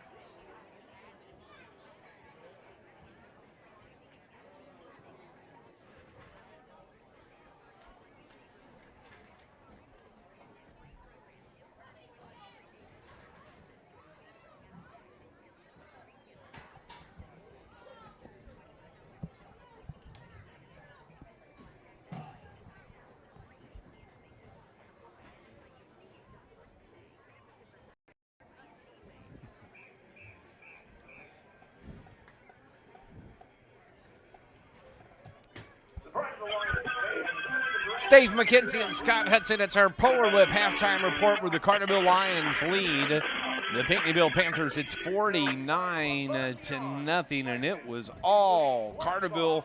Scott Hudson there right from the get-go. Pinckneyville had the first possession, went 4 and out, and Carterville just went to town. Kind of what you expected, or at least hoped for. After the turnover, Carterville's good enough that they're not going to let those turnovers, affect them. As a matter of fact, they took advantage of every Pinckneyville turnover, and that's what good teams do. There were some big-time plays that were made in that first half. Of course, as we said, the Panthers had the ball to start the ball game, went 4 and out. Carterville on the 4th play from scrimmage, a 2-yard touchdown pass from Andrew Hellriegel to Blake Berkey. At the 8:46 mark, 2-point conversion was good. Lions led it 8-0. Pinckneyville went on an 11-play drive. Got it down, started at their own 32. They wound up, this is weird, 11 plays. They got it out across midfield to the Carterville 43, but then they wind up back at their own 41, give the ball back to the Lions on the change of possession. Then it was a 65-yard touchdown pass from Andrew Hellriegel to Blake Berkey. The extra point was no good. Lions led it 15-0 at the end of the first quarter. In the second quarter, with 11:36 remaining, it was a 59-yard touchdown pass from Andrew Hellriegel, a touchdown run from Andrew Hellriegel. The 2-point conversion was good, 21-0 Lions. That was a big run, and nobody touched him. Great ball fake by Hellriegel, put the ball in the stomach of Smith. Pinckneyville's defense kind of froze for just a second, thinking that Smith was going to get the ball. He pulled it out and ran straight up the middle, untouched. Panthers get the ball back. They punt it away. On the third play from scrimmage, Nick Bishing winds up fumbling the ball. Panthers get it back, but they fumble it right back to the Lions after the fumble from Kellen Scott. Then it was a 26-yard touchdown run from Bryce Smith, 6:48 in the second quarter. Lions, after the extra point, lead it 28-0. Fumble by the Panthers again. Carterville recovers.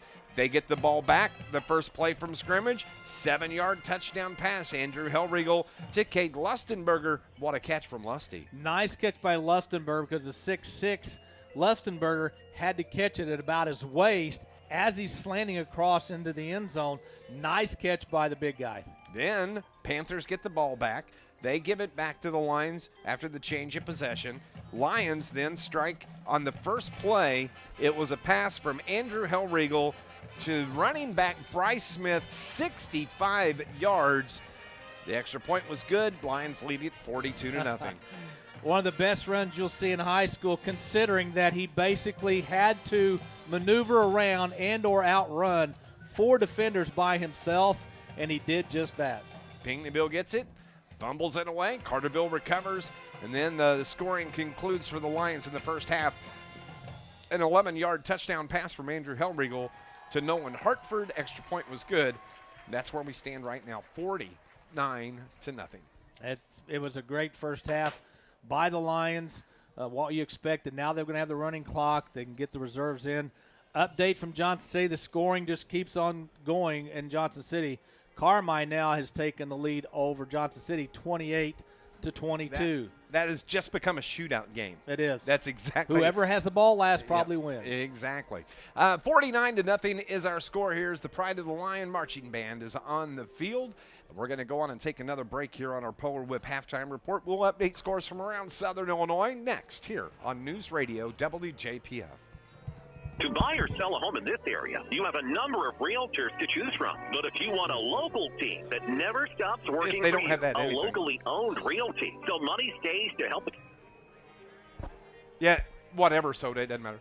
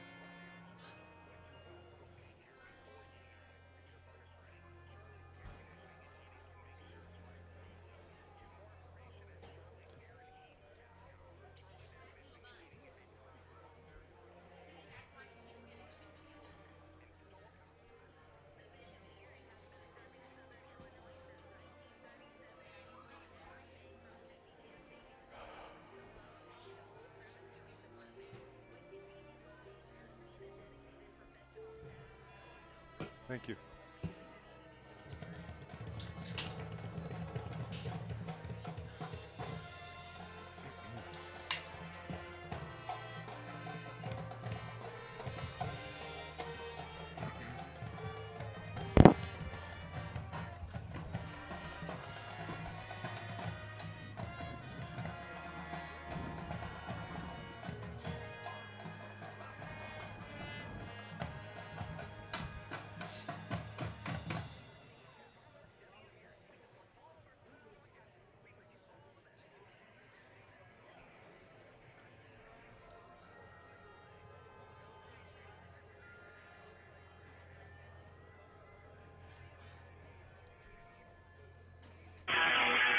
$49-0 is our score here. The Carterville Lions firmly in control of the ball game over the Pinckneyville Panthers. Let's run through some scores from around Southern Illinois. A game in the Metro East area. Roxana leads East Alton 21-0. DuQuoin and Nashville. The last score we have at the half is tied at 14. It's AJ over Madison. Of course, the Lions were on the road at Madison last Saturday. AJ leads Madison 6-0 at the half.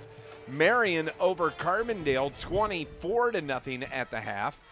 The Benton Rangers have a 10-point lead over the Murfreesboro Red Devils. That's for the Ohio Conference title tonight in Benton. The Rangers up 17-7. Heron getting beat by 14 on the road at Harrisburg tonight, 21-7. Harrisburg is playing for their playoff lives as well. They're 4-3.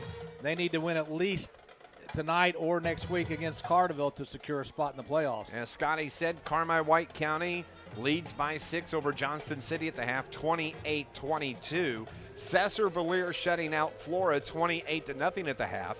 It's Carlisle over Westland 13-6. That score at the half. Chester has a 6.6-0 lead over Redbud. That game is at the half. Columbia and Central are tied at 21. Sparta getting shut out by Dupo 20-0.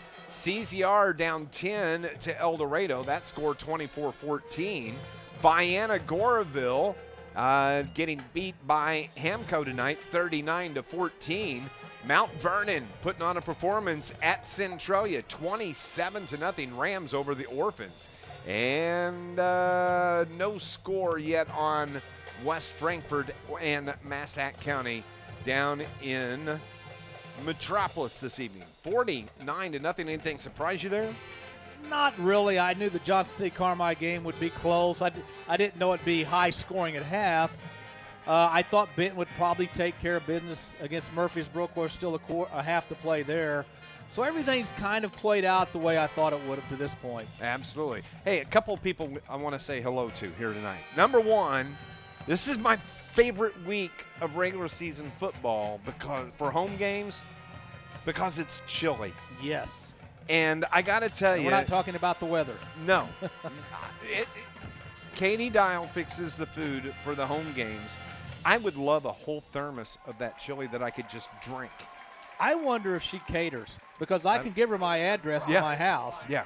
Well, we want to say thank you to her, but we know that her mom watches and listens to our broadcast on our YouTube channel. And to Miss Kathy Donahoe up in Tolono. Yeah. But we want to say hello to you and thank you for your daughter. And because she makes really good chili and tacos and mustacholi. And I can't even wait until playoffs if we get a home game. Also, want to say hello. Carterville fans may remember Dustin Brown. Graduated back, I think, 2013, 2012. He has a buddy that he trains. And his buddy's name is Travis Rolando. He's from DuQuoin. And Dustin took Travis to his very first high school football game, and that was when Carterville was at DuQuoin. And he just had never been before, and he watches the live stream and listens to our broadcast. And buddy Travis, we just want to say hello to you. Thanks for watching. And Dusty Brown doing some good work as he's training, helping people, and we're going to try and hook up with them at some point here in the next few weeks. Hopefully we'll get the chance to meet Travis Rolando. Yeah, thanks to everybody that helps out here. I told Mrs. Dial earlier, I said, hey, you're our star of the game every game that we play here. Yeah, that's right. But we appreciate, obviously what Dustin Brown's doing, helping out in that situation, and everybody that listens and watches our broadcast. It means a lot to us. Absolutely. 49-0 is our score here at Carterville, and you can bet that, number one, the rolling clock, that this half is going to go quick. But like you mentioned in the first half there, Scott, some more valuable experience for the underclassmen. We're talking about a senior class for Carterville, 16 players strong. And when we were talking to Coach Brett Dial on the field before the game, I asked him, I said, I'm having a hard time putting together the record for this senior class from their freshman year. Well, they were undefeated their freshman year, but they all started playing varsity ball their sophomore year because they had to. And, the benefits of that are paying off this year for the Lions because they just played so many varsity football games. experience. There's no substitute for experience. And sometimes when you play a lot as a sophomore at the varsity level, you're going to take your lumps. It's not going to be great all the time. But no, they had to know that by the time they got to be seniors, they were good enough athletes that when they got to be seniors, that experience was going to pay off. And I think we're seeing exactly that with this Carterville team. 5-1. They're well on their way to the 8th win of the season. They lead it 49-0, and that's going to wrap up our Polar Whip halftime report. We're going to go on and take our final break. When we come back, we'll have second half action next on News Radio WJPF.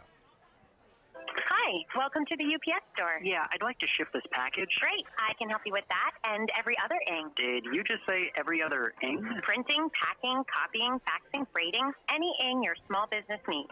Shredding. Yep. Mailboxing. Uh-huh. Notarizing. That too. Wow, that's really some ing. Now you're getting it. The UPS store. Every ing for small business. And of course, shipping. The UPS store franchise locations are independently owned and operated. Services, pricing, and hours may vary. See Center for details. When you go mobile with First Mid, you have the power of banking in your hand. Download the First Mid mobile banking app and manage your money no matter where you are. Keep account balances at your fingertips. Deposit a paper check with just a few taps. And pay your bills or your friends. Just remember to turn on mobile alerts in the app to receive important notifications. Don't sit still. Go mobile with First Mid Bank and Trust. Visit www.firstmid.com to learn more. Member FDIC. Hey, quick, tell me the greatest thing about Polar Whip, Energy's finest restaurant. You're probably going to say the low prices. You're probably going to say double cheeseburger. You're probably going to say maybe the fried pickles or the corn nuggets or the barbecues or the chili. Well, how about this? My favorite thing is the car hop. Yeah, the car hop. You pull up, you pull into Polar Whip, boom, and they just magically appear. You give them your order, and then in just a few minutes, you have your delicious meal from Polar Whip. Hey. Ladies and gentlemen, may I have your attention, please? The concession stand is still selling all hot dogs, hamburgers, and pizza slices. They're buy one, get one free while supplies last. Again, the concession stand is selling hot dogs, hamburgers, and pizza. Buy one, get one free while supplies last. Feature to see the concession stand on the concourse. Again, buy one, get one free on hamburgers, hot dogs, and pizza while supplies last. Thank you.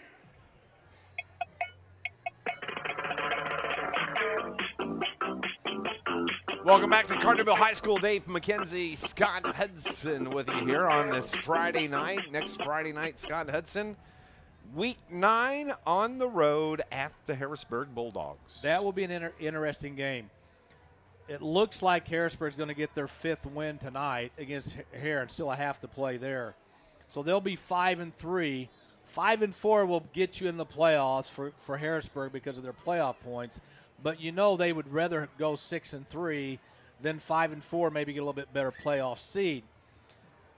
Carterville obviously wants to win the game because it would put them at 9-0, would give them the number 1 seed in the South if be in the playoffs, but then it would be a matter of where are you seated depending on the outcome of that game. You get into this whole bracketology thing for the playoffs. We're talking to Coach Dahl before the game, and I think he made a very good point is when you look at the IHSA website, they basically will give you where the schools are at enrollment-wise, their records, and the playoff points. But at the moment. But when all is said and done next Saturday night, all that really doesn't matter because, as he mentioned, some teams who are 4A will drop to 3A. Some teams who are 3A will drop to 2A. And so there's going to be there's going to be some teams that we're familiar with that are going to make that fall from 5-4 or 4-3 or even 3-2. So we'll have to see how it all plays out next Friday night. But, it's kind of interesting to see who's going to go where and what you think who may play who. And one of the most interesting parts of that conversation, the fact you talk about some of these schools are going to drop from 4 to 3A, it's not because of 4A and 3A schools. It's the number of schools like Central Illinois and Northward that are playing 8-man football, that they're no longer 1A and 2A teams, so there's not a – Coach said we're going to see some 4 and 5 teams get into the playoffs this year that we haven't seen that in a long time. Yeah, and I didn't even think of the fact that you have several teams that are playing 8-man football and how that affects the playoff outlook, but it has, and we'll see how it plays out next Saturday night. Well, guess what? The Carterville Lions are going to get the ball back to start the second half, and the kick goes out of bounds to the right. And so now we'll get to see some of the underclassmen for Coach Brett Dial make their way out onto the field here in the second half. Lions are up 49-0, and the ball is going to belong to Carterville. Probably see Skelcher in at quarterback. This is valuable experience for him because next year he will be called on to be the starting quarterback. So anytime you can get any varsity experience as a junior, this is valuable for him and all those that are out there right now. We'll try to name off as many of them as we can.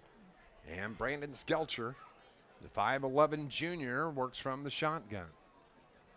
Claps his hands, gives it to his running back. That's Riley Green.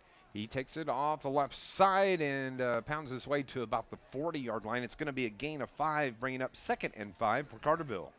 Riley Crane is 6'2", 185. Very good size, especially for a running back. Be a running clock here in the second half for the Lions. Riley, only a sophomore as well. Yeah. Carterville sends 2 receivers to the far side. Brock Chastain is out there. Has 2 receivers, left side, throws it near side. Cade Lustenberger has it. Sidesteps a defender, steps out of bounds. Little short gain of about 1.5 yards for the Lions. 3rd down now. Yeah, not a lot of room. That's a pass the short side of the field and really just didn't have a whole lot of room to do anything, but he did pick up a few yards. It's going to be 3rd and short for the Lions. 3rd and 3 from the 42 after a gain of 2. 3 receivers out to the far side for the Lions, 1 to the near side. That's Lustenberger. Skelcher looks to the sideline. Play clock is down to nothing. Play clock's not even on. Yeah, they've turned them off. As Skelcher keeps it himself, 1st down for the Lions, takes it out across midfield to the 48 before he's brought down. 1st down run for the quarterback, Brandon Skelcher. Another nice ball fake by the quarterback. This time fakes the ball to Crane and takes it up the middle. Skelcher comes over to the near sideline, talks to his head coach. They reset the clock. Landon Welge, Storm Snyder, a couple of the new offensive linemen in there. And if a couple of those other guys would turn around, I could see their number. Cole Sims, another offensive lineman out there. Riley Crane's the running back. Brandon Skelcher takes a snap, but he throws it near side. Nick Bishing has it there. Just runs over the defender. The defender hangs on to make the tackle for the Panthers, and that was Talon at Benbrook. I think if Bishing turns to the inside instead of the outside, he's probably got a little bit more running room. 2nd and 8 now for the Lions. Ball at the Panther 46. Trip receivers to the far side. Ball was on the near hash. Moving right to left on the radio dial. Riley Crane on the handoff, takes it, makes a move at the 45, the 40, and he may have fumbled the ball. That's what I was thinking, but looks like Carterville may have got it back, and it's a lucky break right there for the Lions. They do have it, and that's close to a 1st down. It's going to be about 0.5 yard short. So now, 3rd and 1. Like I said, Crane's got good size for a running back. Looks like he's got good speed, and you'll be hearing his name quite a bit the next couple of years. Well, this senior class has left this Carterville team in pretty good shape. You know, these underclassmen have been getting plenty of game experience. Oh, ball's on the turf, and did the Panthers get it? Yes, they did. Don't believe that was a clean handoff between Skelcher and Riley Crane. No. And you know, as a coach, you don't want to see that, but sometimes you have to expect that. You know, when these players, these kids have not had the reps in a game, because you can do it all you want in practice, but it's not the same as playing in a game.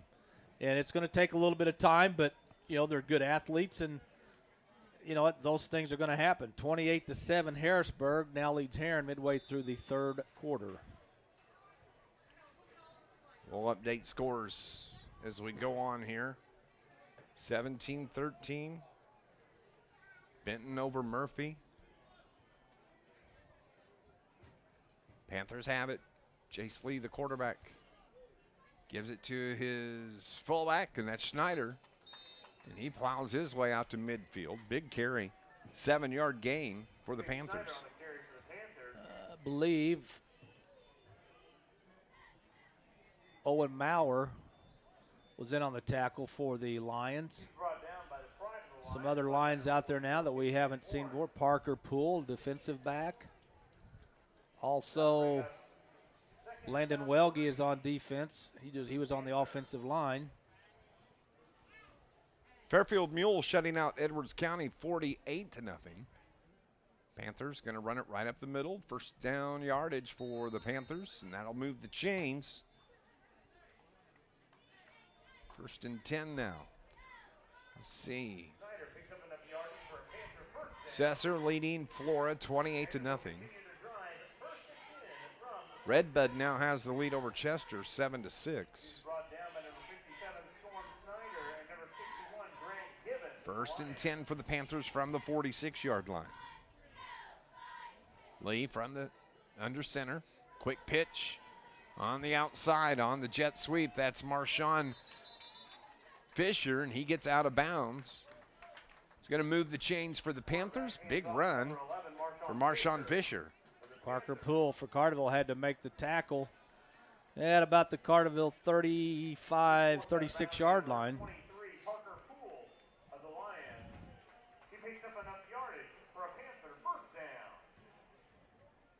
Trying to see some of the other Carterville players that are out there now. Want to get as many mentioned as I can. 1st and 10 from the 36. Ball from the near hash. It's the give to Schneider. Or Schneider, rather. He's going to move the chains again. 3 first down carries for the Panthers in a row. Clock at 5, just under 5.5 minutes here in the third quarter. It's a rolling clock. Carterville leads this game 49-0. Owen Stevenson out there. We have, I believe, I thought I saw 61 out there, and we do not have him on any of the rosters I have, so we apologize to the parents of number 61. It's a good to Schneider. Spun down at about the 18-yard line. Yeah, brought down by Peyton Van Horn, 5'10" junior. Parker Poole included in that. A lot of these kids playing now for Carterville are sophomores. Mm-hmm. Like I said, good experience. I mean,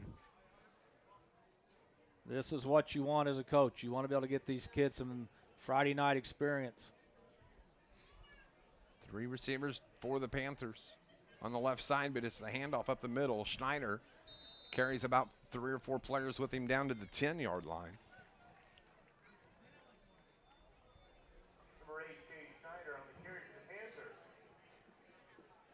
Nothing fancy now from Pinckneyville. Just going to run the ball between the tackles.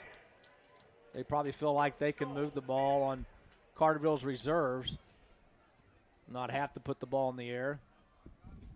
Pinckneyville's big problem that first half was turnovers. Yeah.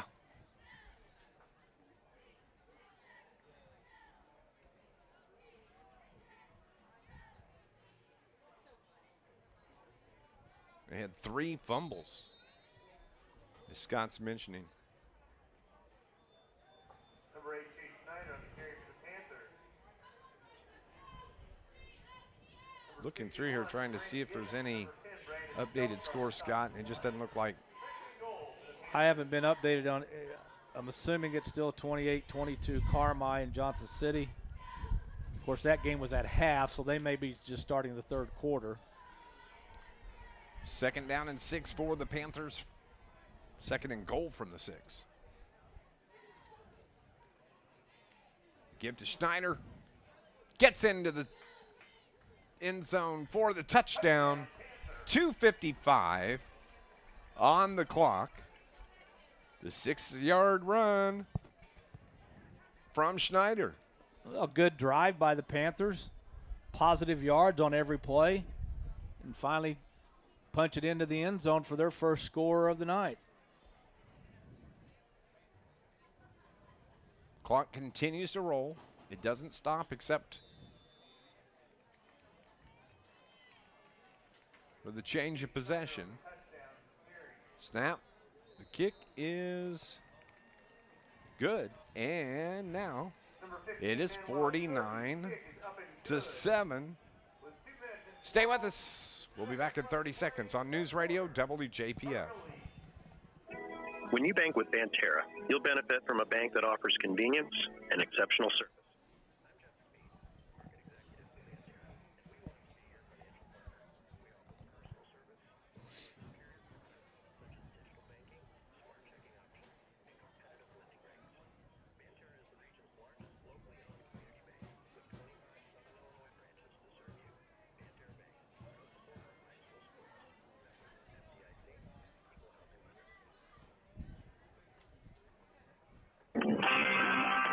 49-7 is our score. Panthers just score on the 6-yard run from Chase Schneider for Pinckneyville. And the Lions lead it 49-7. I'd like to see this Carterville offense led by Skelcher. Carterville leads this game 49. Electrician. The IBEW is made up of Southern Illinois linemen, tree trimmers, telephone workers, utility workers, city employees, factory workers, construction workers, and many more. So when you support the IBEW, you're really supporting Southern Illinois Workers Local 702, providing a better lifestyle for members for all. Dinner 72272 and find Rob's Pit Barbecue on Facebook. The quick throw. That's what you want on first down. You want to get in that 2nd and 3rd short yardage situation. Officially 2nd and 5 after the gain of 5. Ball's at the 41-yard line. Ball is on the near hash. Carterville moving left to right now on your radio dial. Skelcher's going to keep it. He's wrapped up. Gets, oh, man, kind of got bent backwards. Was going to pitch the ball to Crane, didn't, and he lost about a yard, so that's going to bring up 3rd and about 5 or 6. Good thing he's young and flexible. Yes. That looked like it hurt. I would still be on the ground. He picks up 1 on that carry. It's at the 40-yard line. Coming up, we'll have our Shoulders Orthodontics post-game report. The throw across the middle is, intended for Nick Bishing. Nicholas just couldn't hang on. Is a little bit behind him. It falls incomplete. Kellen Scott was right there and thought he might have got there a little early, but not enough for the officials to make the call. So it'll be 4th down for the Lions, and let's see if they punt the ball. Looks like they're going to punt the ball. Riley Crane's going to step back and do something he hasn't done much of this year, punt. No, he hasn't, has he? Stands at his own 30. Panthers don't send anybody deep. Now they do. They drop 1 back. Ball's low. Riley can't pick it up and just has to cover it up. He bent down to try to pick it up, didn't get a clean grip on it. And the Panthers are going to have outstanding field position now. Yeah, the backups are having trouble with turnovers, and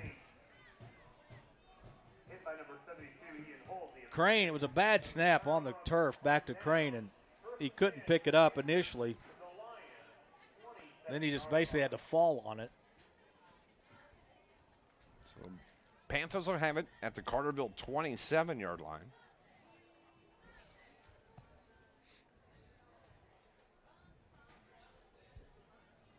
Of course, Carterville is going to be on the road for Week 9 next week. Fairfield beating Edwards County 48-0. That's a fourth quarter score. Benton over Murfreesboro at the moment, 17-13. That's in the third. Panthers with the football. It's the give to Schneider. Down to inside the 10. El Dorado leads CZR 24-14. Harrisburg 28-7 over Heron. Carmi and Johnson City, that's still 28-22, Scott. Assessor 28-0 over Flora. Mahomet Seymour over Mattoon tonight, 40-0. 7-6 Redbud over Chester. Columbia and Central are tied at 21. Dupo beating Sparta 20-6.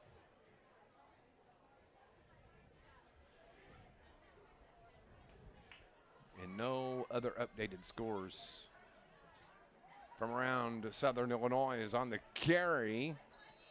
I believe that was Kellen Scott on the carry. We got a late flag, a hold against Pinckneyville. That was thrown after the running back was at about the 8-yard line. Wow. Well, that's where he was tackled. So that's going to back it up from the that's a spot foul too. Clock rolls under 8 minutes remaining in this contest. Scott and I will next Friday night make the trip to Harrisburg. We're going to see the new turf over at Harrisburg. You know, there's only been one natural grass game for the Lions this year, and that was week 2 at Heron. Yep, and Heron's probably going to be, I'd say in the next, 2 or 3 years, might be the only school in Southern Illinois that still has natural turf. They had a chance several years ago to get turf, and they said no. They didn't want it. I mean, it's nice turf, but it's natural, and it's one of the few that's left. Yeah. Now they may want to keep it just to remain that way. Long throw, nice tip at the last second. The receiver, Kellen Scott, had got behind the defender, and I didn't see the number on the coverage. Oh, yeah, now I did. Brock Chastain. Brock Chastain for the Lions, and he dove and tips the ball incomplete. Nice play by Brock, the senior. That looked like 6 for sure, and Brock just went high in the air and knocked it away from the intended receiver. So it's 3rd down and 18. Ball is at the Carterville 35.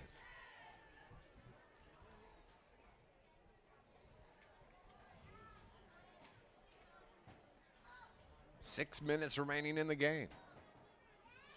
The pitch to the jet back for the Panthers. Gets back to the original line of scrimmage before being tripped up. Marshawn Fisher on the carry. And now it's 4th and 9. You know, we talked earlier about one of Pinckneyville's players broke his leg last week. That was Carson Conkle, 6'6", 220. He's a basketball player. And you know that Bob Wagner cannot be happy about that, much like the same that Shane Hawkins was not happy when he heard the news about Aiden Hinton going to be done for the year. So that's just part of playing sports. You take that risk every time you put on the helmet or step on a floor or step on a field. 5 minutes remaining. Lane looks to throw, throws it deep down the right side to receivers there, makes the catch. And on the reception, Jaden Kellerman, is it number 16? From Jace Lee, Kellen Scott. Lee throws a nice ball. Yes, he does. He's got a tight spiral. He didn't have a lot of time in the first half to showcase that arm because he was running for his life. But here in the second half, he's had some time, and he throws a nice ball. Kellen Scott on the reception for 35 mark here of the fourth quarter. The extra point was good. And now it is 49-14. Back in 30 on News Radio WJPF.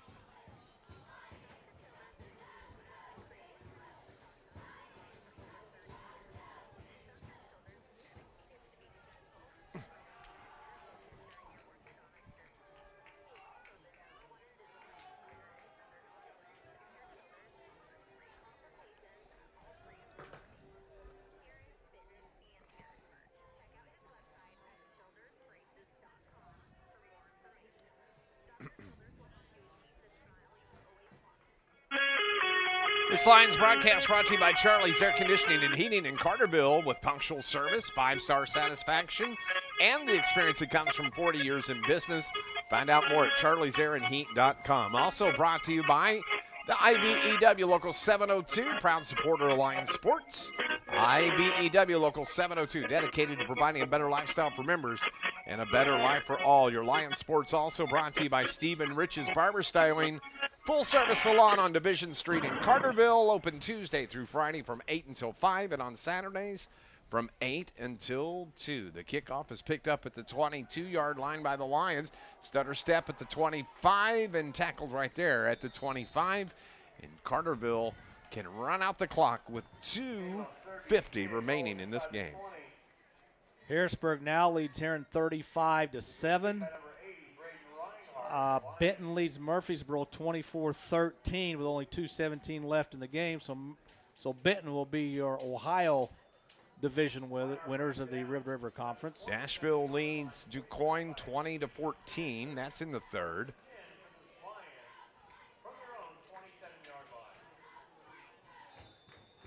El Dorado over CZR 32-14. We'll update all these scores coming up on our Children's Orthodontics post-game report. Lions a chance to close the game out with 2:10 remaining in the contest. Nick Bishing is the quarterback now for the Lions. He takes it off left tackle out to the far side of the field where he's pushed out of bounds right at the stick. Maybe we'll see how they mark it. Are they going to give him the first down? He's close. Yeah, I think. No, he's about a yard short. So it's second down and 2. He's 2 yards short. They mark it at the 35. 90 seconds remaining. Nicholas Bishing, the 5'8" sophomore, and third string quarterback. Steps in, claps his hands, going to keep it himself, makes a stutter move at the 40-yard line, and is wrapped up from behind down to the 46 of Pinckneyville. Nice move. Yeah, He's nice. Quick. Yeah, Bishing has played well in limited time. Played well last week at Madison. He's showing what he can do now. He actually, he had the fumble in the first half playing wide receiver, but he was open. He's getting himself open, so you might be hearing his name in the playoffs. 49-14. This will be the last play of the game. Bishing takes the knee. Carterville knocks off the Pinckneyville Panthers. Scott Hudson, your Carterville Lions are river-to-river conference champions for 2022. And they don't have to share it with anybody. Outright conference champions. This was one of the goals that they set out before the season started. So now they've got some other goals, but this was a big one. 49-14, the final score. Stay with us. Our Children's Orthodontic post-game report is next on News Radio WJPF. You're a safe professional. Final score from Carterville. Lions 49, Panthers 14. For your first Okay. 40 hours, Everybody between online, 36 thank you and for 9 watching per tonight. hour We overtime. appreciate it. Annual salary between 80 and 90. The Lions take on Harrisburg at Harrisburg.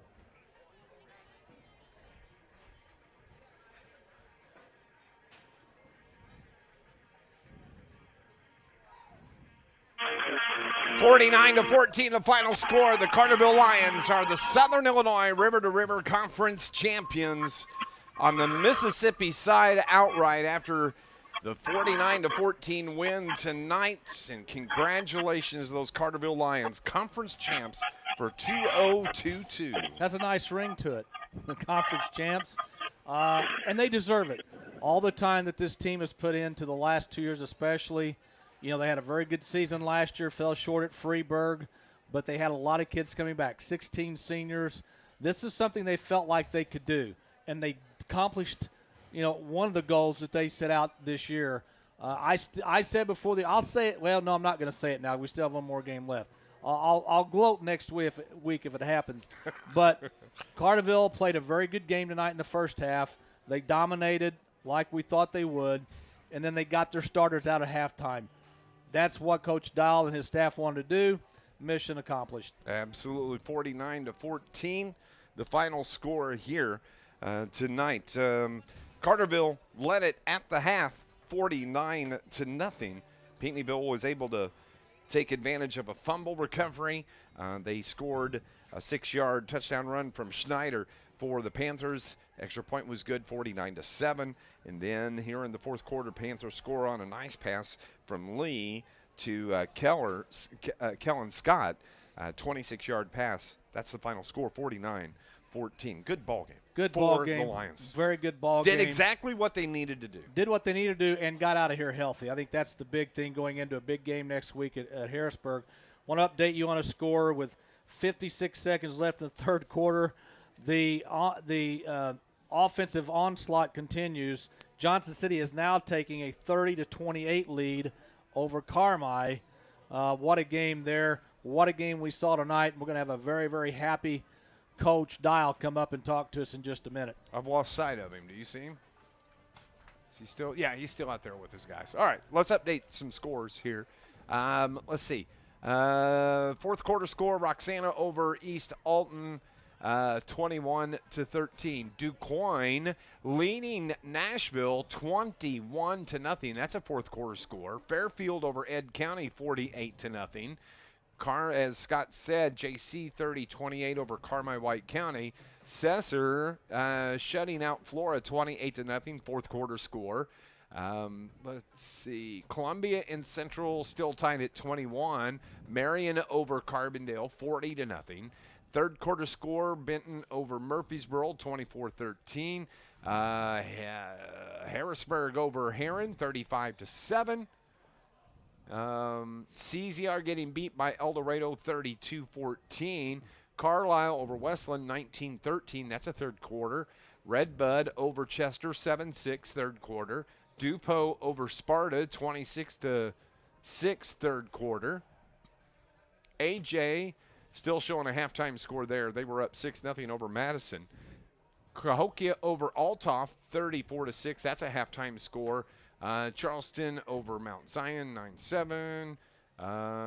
Vienna getting beat by Hamco 39-14. Centralia getting beat by Mount Vernon 27-0. So there's some scores there that haven't updated. But how about DuQuoin coming back and taking the lead on Nashville? Yeah, DuQuoin, they've got a couple of games they wish they could have back. One being their loss to Heron in a game that they felt like they should have won, and maybe their season would have ended a little bit differently. But, you know, that's the thing about it. You know, when you're in close games, you got to find a way to win games. And Carterville hasn't had a lot of close games this year. Probably the closest would be week 2 at Heron, and they found a way to win after trailing at one point 11-8 in that game. So Carterville, the 16 seniors out there right now on the field, getting their pictures taken, well-deserved. Those young men and what they've accomplished to this point. We're going to go on and take our final break here on the postgame. Coach is still on the field He's with the seniors, and they're taking a photo, but he'll make his way up, and we'll fill for just a couple minutes until he gets there. Carterville wins it 49-14. Stay with us here.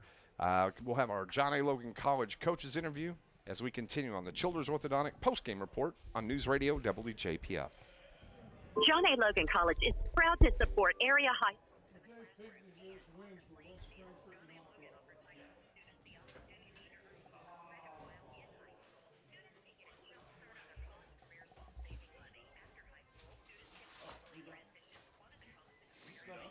No, we're waiting on you. Oh, wait.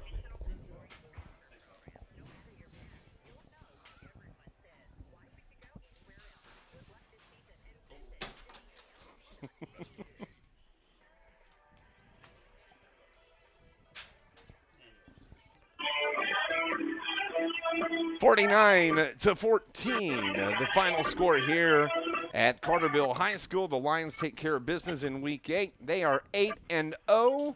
And, Coach, congratulations. The Carterville Lions are Mississippi Conference champions. How about that? It's been a great week for the Lions. Last night, the volleyball team won the outright championship on their last trip through.